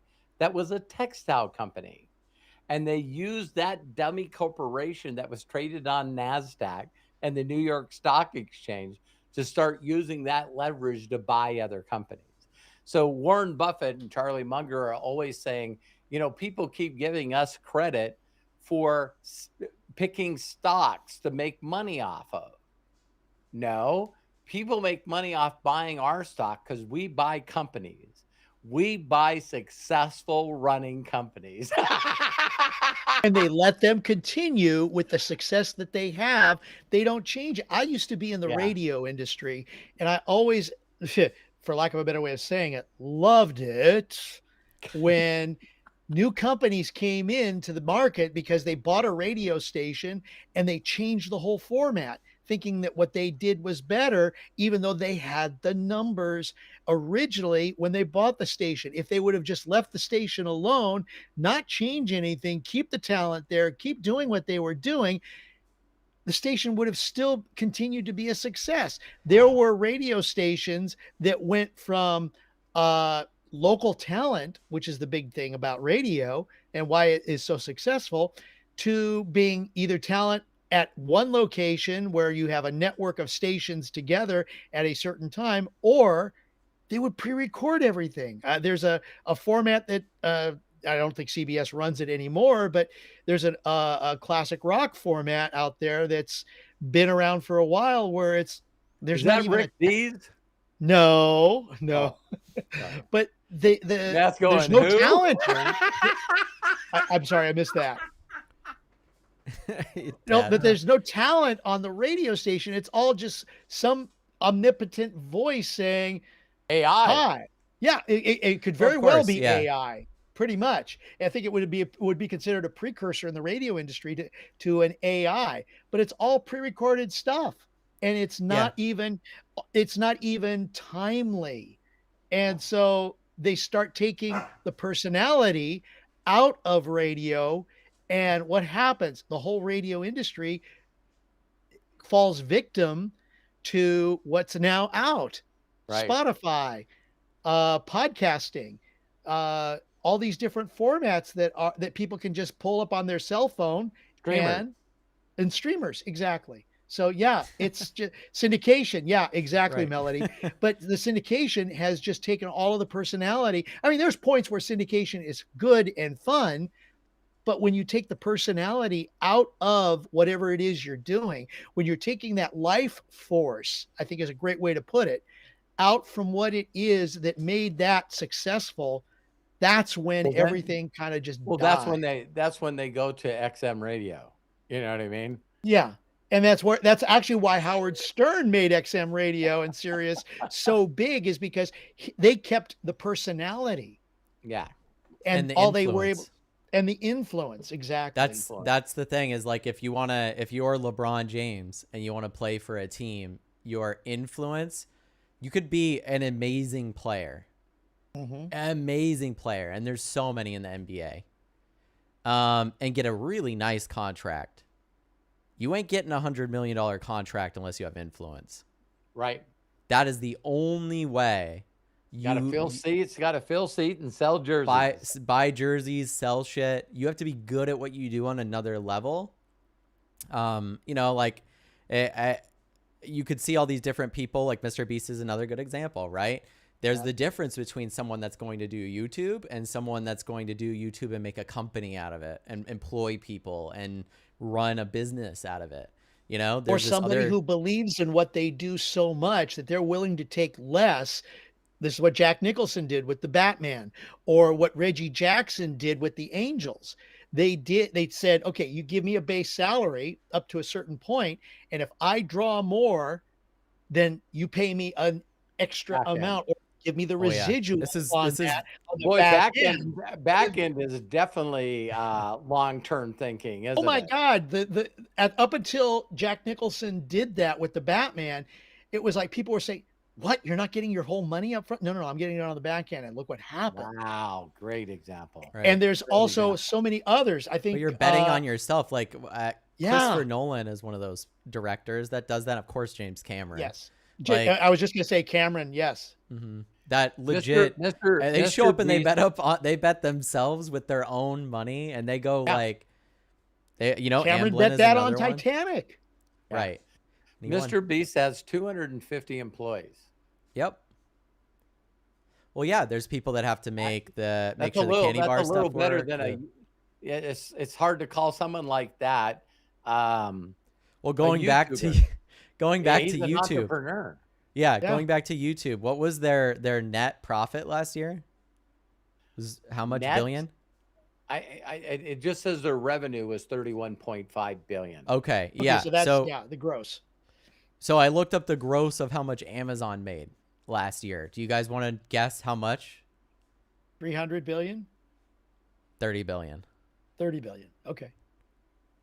Wow. So to show you where things are going, and entertainment's obviously going this way. Look around, right? Yeah. It's now in a place, especially with as things go and become less expensive and easier to make. And I keep saying this over and over again, but YouTube is the next form of entertainment for the way that people consume media. And it's going to continue to be that way. I think you look at the stats when I'm saying 100,000 people, like you're talking about radio, Craig, and we can Right. even bring up Howard Stern. I don't know. It would be interesting to see what the numbers were back then, and then also on Sirius XM, how many people listened to Howard Stern. Because he took totally so many people off of the terrestrial radio market because people wanted to hear him so bad. And here's where the influence factor comes in. People wanted to hear him so bad that they would pay, and Sirius bet on him for doing this. They put the money up to say, okay, we're going to give you hundreds of millions. 100 million. Exactly. $100 million up Who would front. pay to listen to a radio station?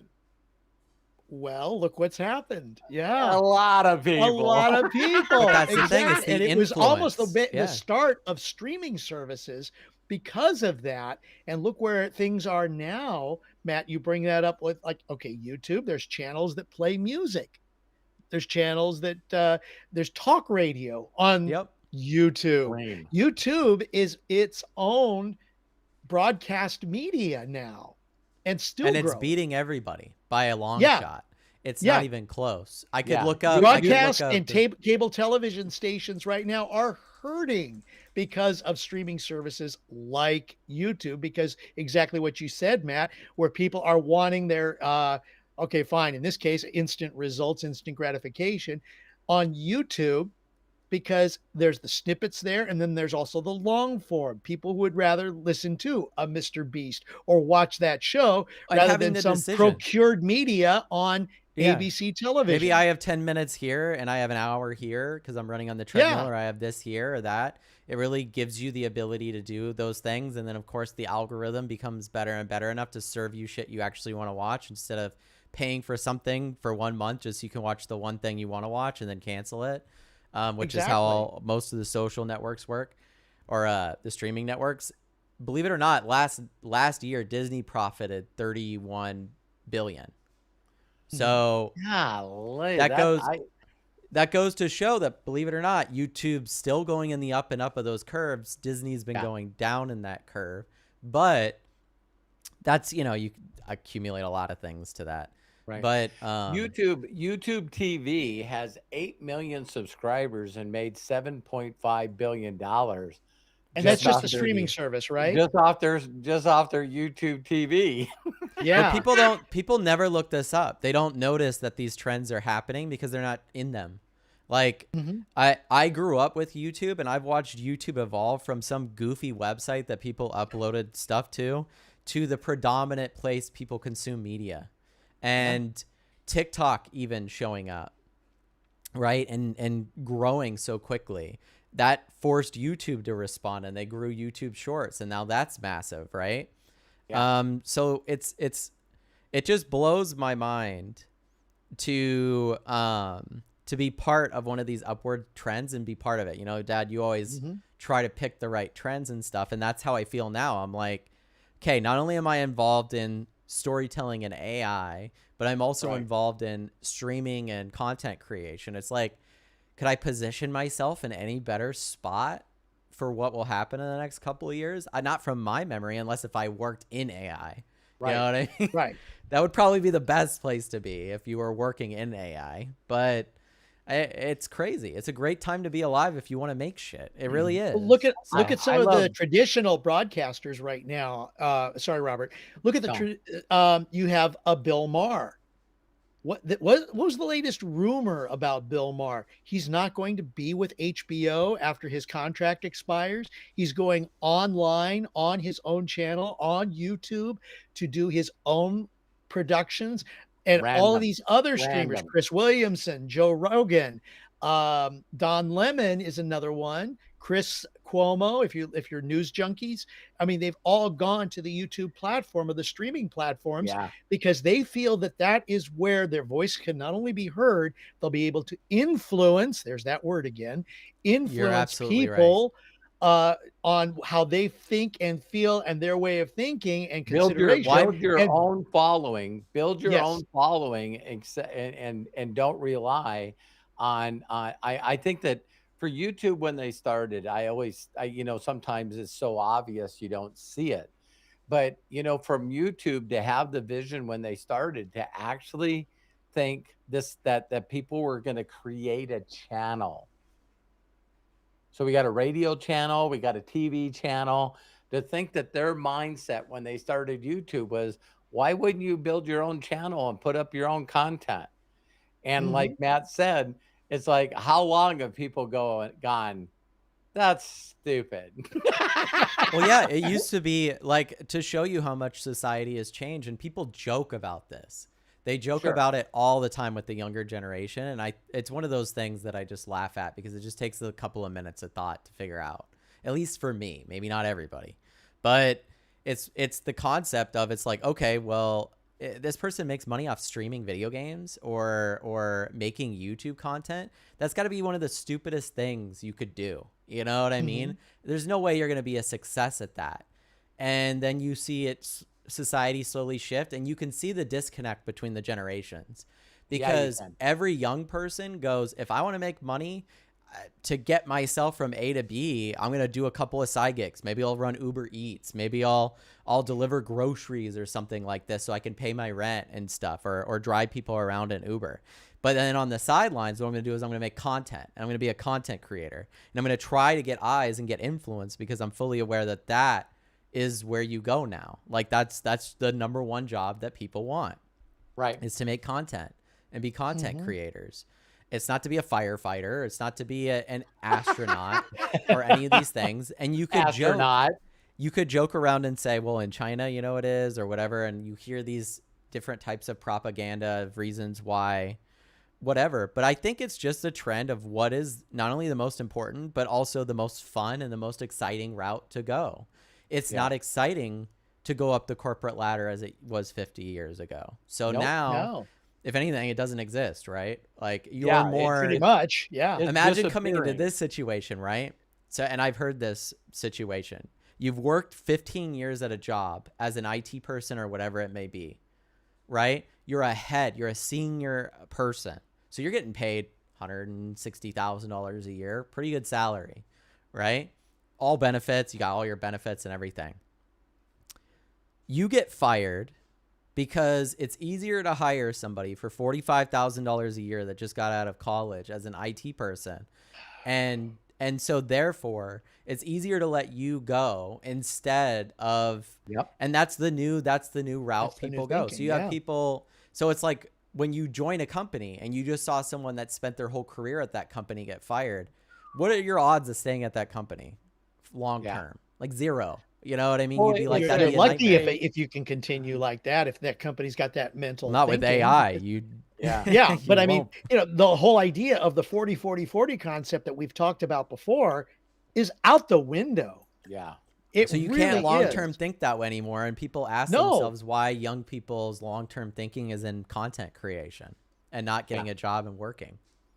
Yeah, they see It's what the like, dude, I trends work are. I work to facilitate the ability to do this other thing. That's the only Yeah. reason I'm even working here.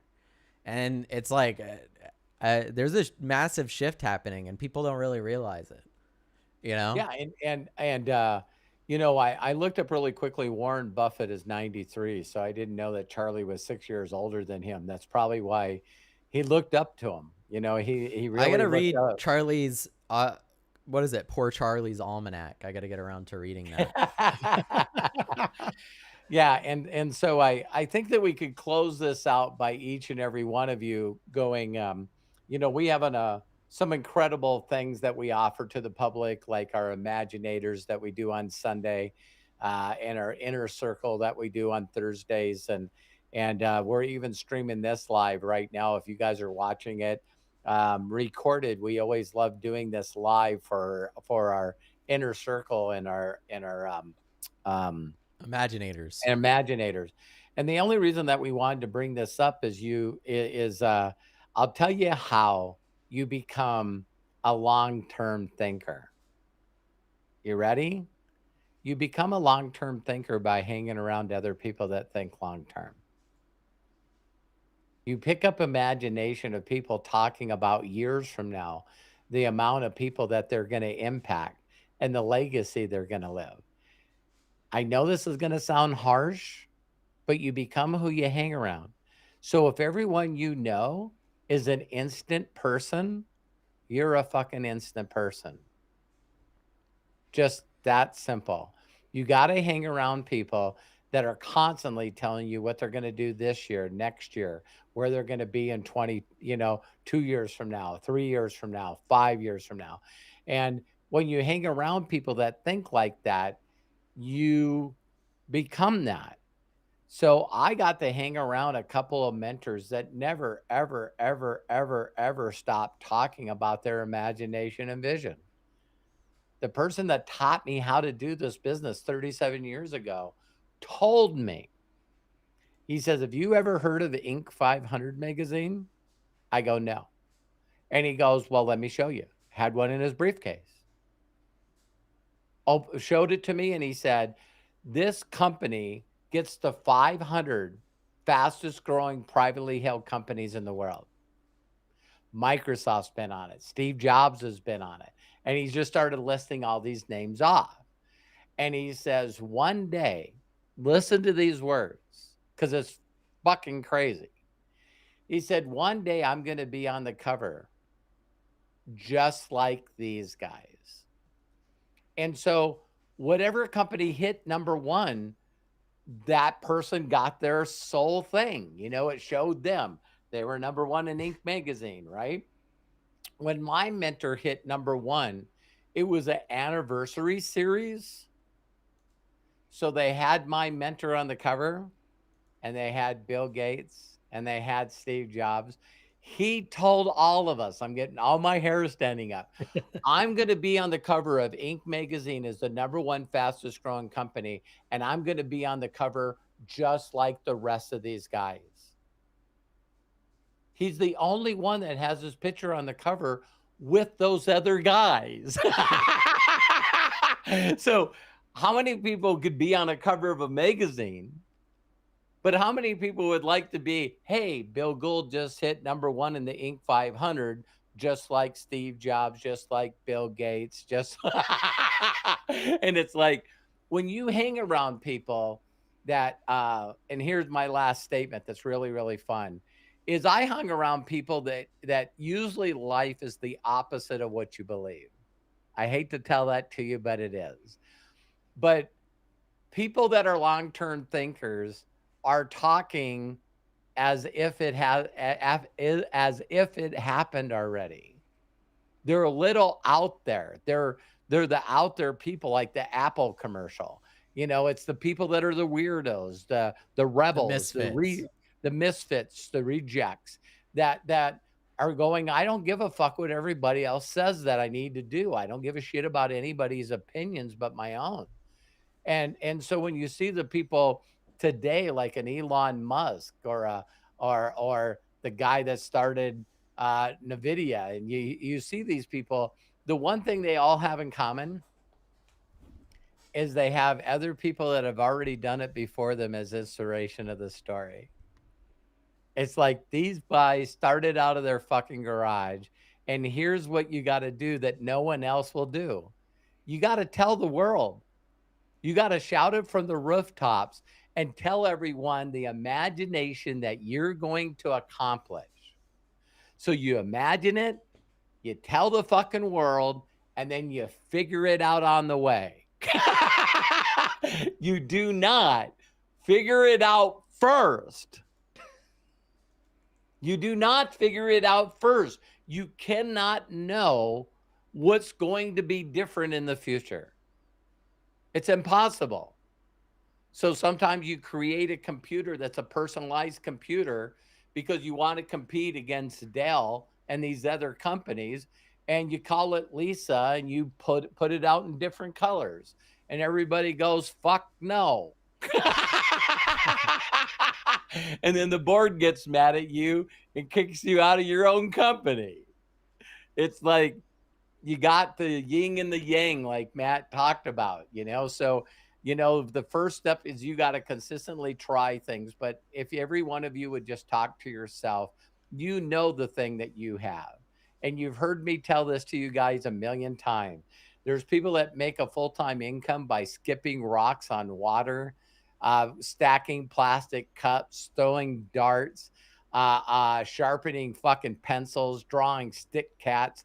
It's like, here's where you got to understand your long-term thinking is if you're got a long-term imagination and you're shouting it from the rooftops and you're figuring out as you go, your audience will show up. To this day, I do not understand where there's a group of people that would like to send a person a pencil to have it professionally sharpened by a professional pencil sharpener. See, to me, that makes no sense. But to the guy that's sharpening the pencils that are mailing them out, I got some more pencils today. I'm charging people $25 to sharpen a pencil, and then I put it in a nice little tube, and then I send it back. It's like, my God, when you see how people really make money. And then we were talking about the streamers. I was the guy. I need you guys to understand that I'm a lot like you. So when I seen my sons, and it was funny, as they were growing up, I'm hearing both of them in two separate rooms. And the house is vibrating because Matt and Kyle are laughing their asses off. I mean, they have headphones on. They don't know how loud they are, and they're laughing their asses off. And I knock on the door. They say, what's going on? And I'm going, what are you watching? And they're going, I'm watching a guy watch YouTube videos. And I'm going like, I'm watching a guy play a video game.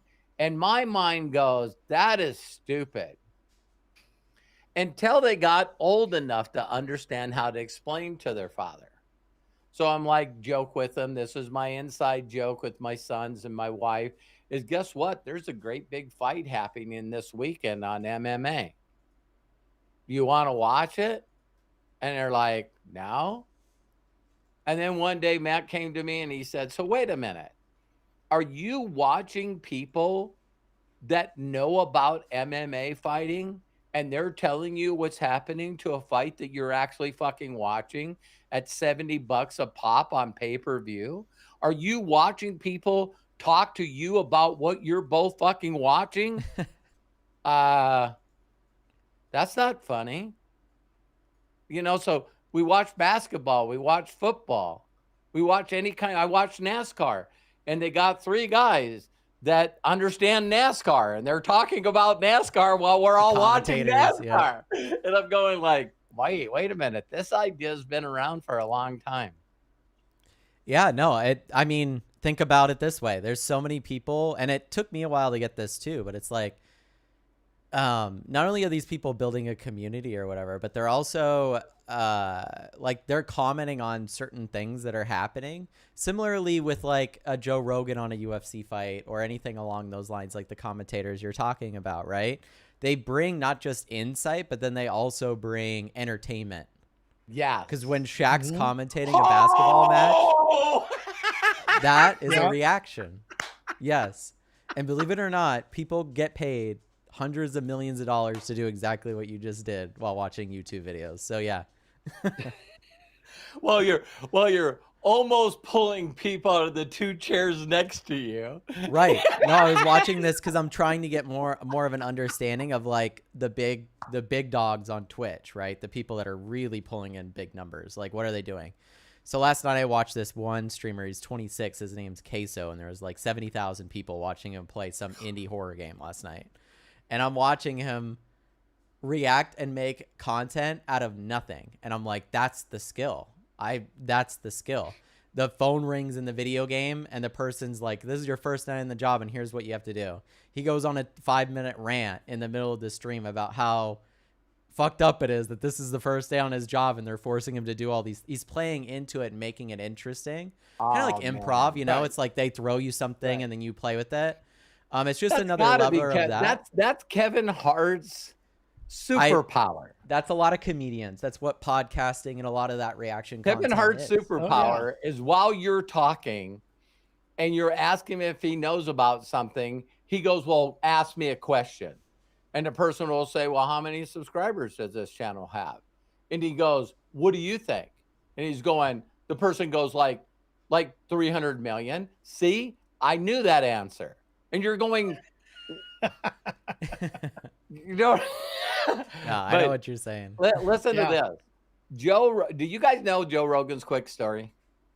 Okay, people don't know this about Joe Rogan, but Joe Rogan got his first job on the Disney Channel. He was actually in one of those funny sitcoms. Oh, that's funny. And people liked how he was so full of energy and stuff that we all know about his fear factor while he's doing, you know, stand-up comedy, and he's not doing really well. Dana White buys the UFC, the Ultimate Fighting Championship. He blows to a room, and the whole room is nothing but videotapes of fights that they recorded before he got there. And he was looking through these videotapes, and all was on this videotape was the name Joe Rogan. So this was in somebody else's thoughts, right? He puts it in, and it's Joe Rogan doing an interview for Conan O'Brien. And he started watching it, and he was there to promote Fear Factor, right? And then all of a sudden, Conan O'Brien goes, I understand that you also fight. He goes, yeah, I'm a professional kickboxer. And he says, but not anymore. And Conan O'Brien goes, what do you mean? He says, have you heard of mixed martial arts? And he goes, no. And he goes, man, these guys that know multiple skills and multiple different things like jujitsu, and then they also know, you know, taekwondo and karate and boxing. He says, mixed martial arts, these guys can kick everyone's ass. O'Brien was going, what? And he went off on like a 5-minute deal on how fast a mixed martial artist could beat a boxer. And that was on videotape. And so Dana White looks at it and says, my God, this guy is a pro fighter. Then he stopped. Now he's getting into mixed martial arts, learning Brazilian jiu-jitsu. But this guy's excitement and his facial expressions and explaining to Conan O'Brien. So Joe Rogan Dana White called him, and he says, hey, are you familiar with the UFC? And he says, yeah. And he says, we're doing our first fight, which this is a side note. Please don't get mad at me for saying this. But Dana White would not be a multi-billionaire without Donald Trump. You listen to Joe Rogan talk about Donald Trump, and you're going, wow, maybe he can be multi-personalities.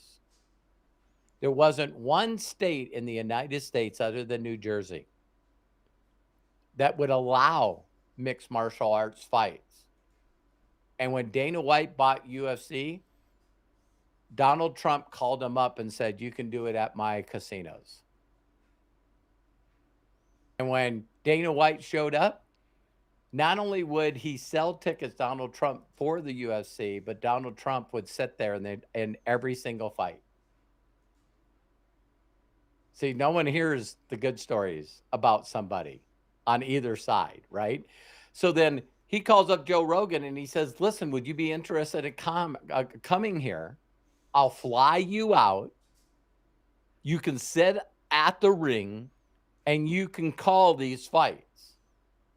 And Joe Rogan did 13 shows, UFC championship fights for UFC, and didn't get paid a fucking dime. Now he's got this audience, right? And then all of a sudden he goes from this audience to working for Dana White and UFC, and then he launches his podcast when there's 11 million people watching a championship fight, and no one wants to watch it without Joe Rogan commentating it. So how do you build an audience? I don't know. Maybe like Matt said, you know, Mr. Beast decides to do a bulletin board and pay for it himself to help another person get more YouTube people. Man, sometimes your vision is not about what you're going to get paid immediately. An instant mentality is working Monday through Friday, getting paid on Friday. There's people out there that are like, do you have a clue where we're going to be in 3 years? Do you have a clue where we're going to be in 5 years? And they're willing to be consistent all day, every day with their enthusiasm, their excitement, their energy, and they're willing to work for no money to get paid a lot of money in the future. And everyone I've talked to that has done long-term thinking, here's the thing that happened to Robert Hollis that I hope happens to you, is the day that you wake up and went, everything in my life is way bigger than I ever imagined. Every area of my life is way beyond my imagination because you're willing to get paid later instead of on fucking Friday.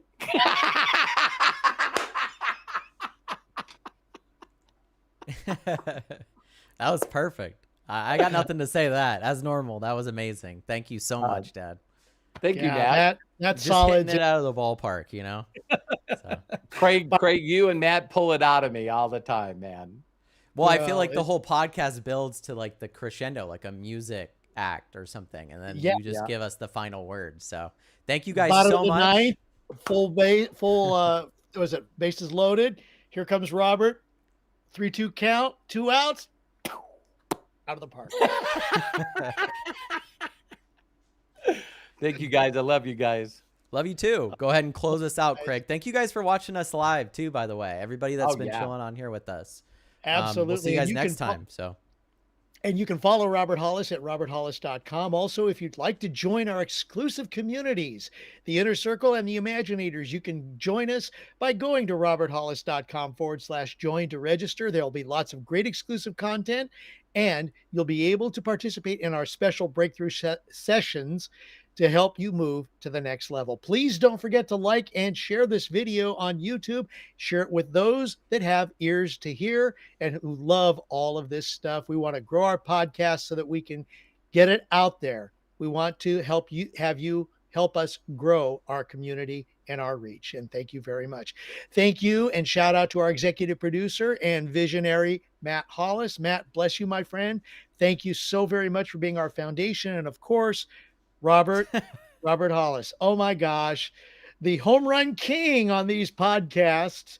Bless you, my friend. Thank you so much for being our guide, our GPS to success, and a great, great mentor and a dear friend. And thank you for joining us, for taking time out of your busy schedule to be part of Unlimited Wisdom. We appreciate you. We love you. My name is Craig A. Jackman. Please be good to yourself. Be cash. And until next time, bye for now. Thank you, everybody. Love and Thank you, appreciate you. everybody. Love and appreciate you. And a shout out to all the donations. Thank we you love so it. much, We guys. appreciate you. Bye-bye. Bye, guys. See you later.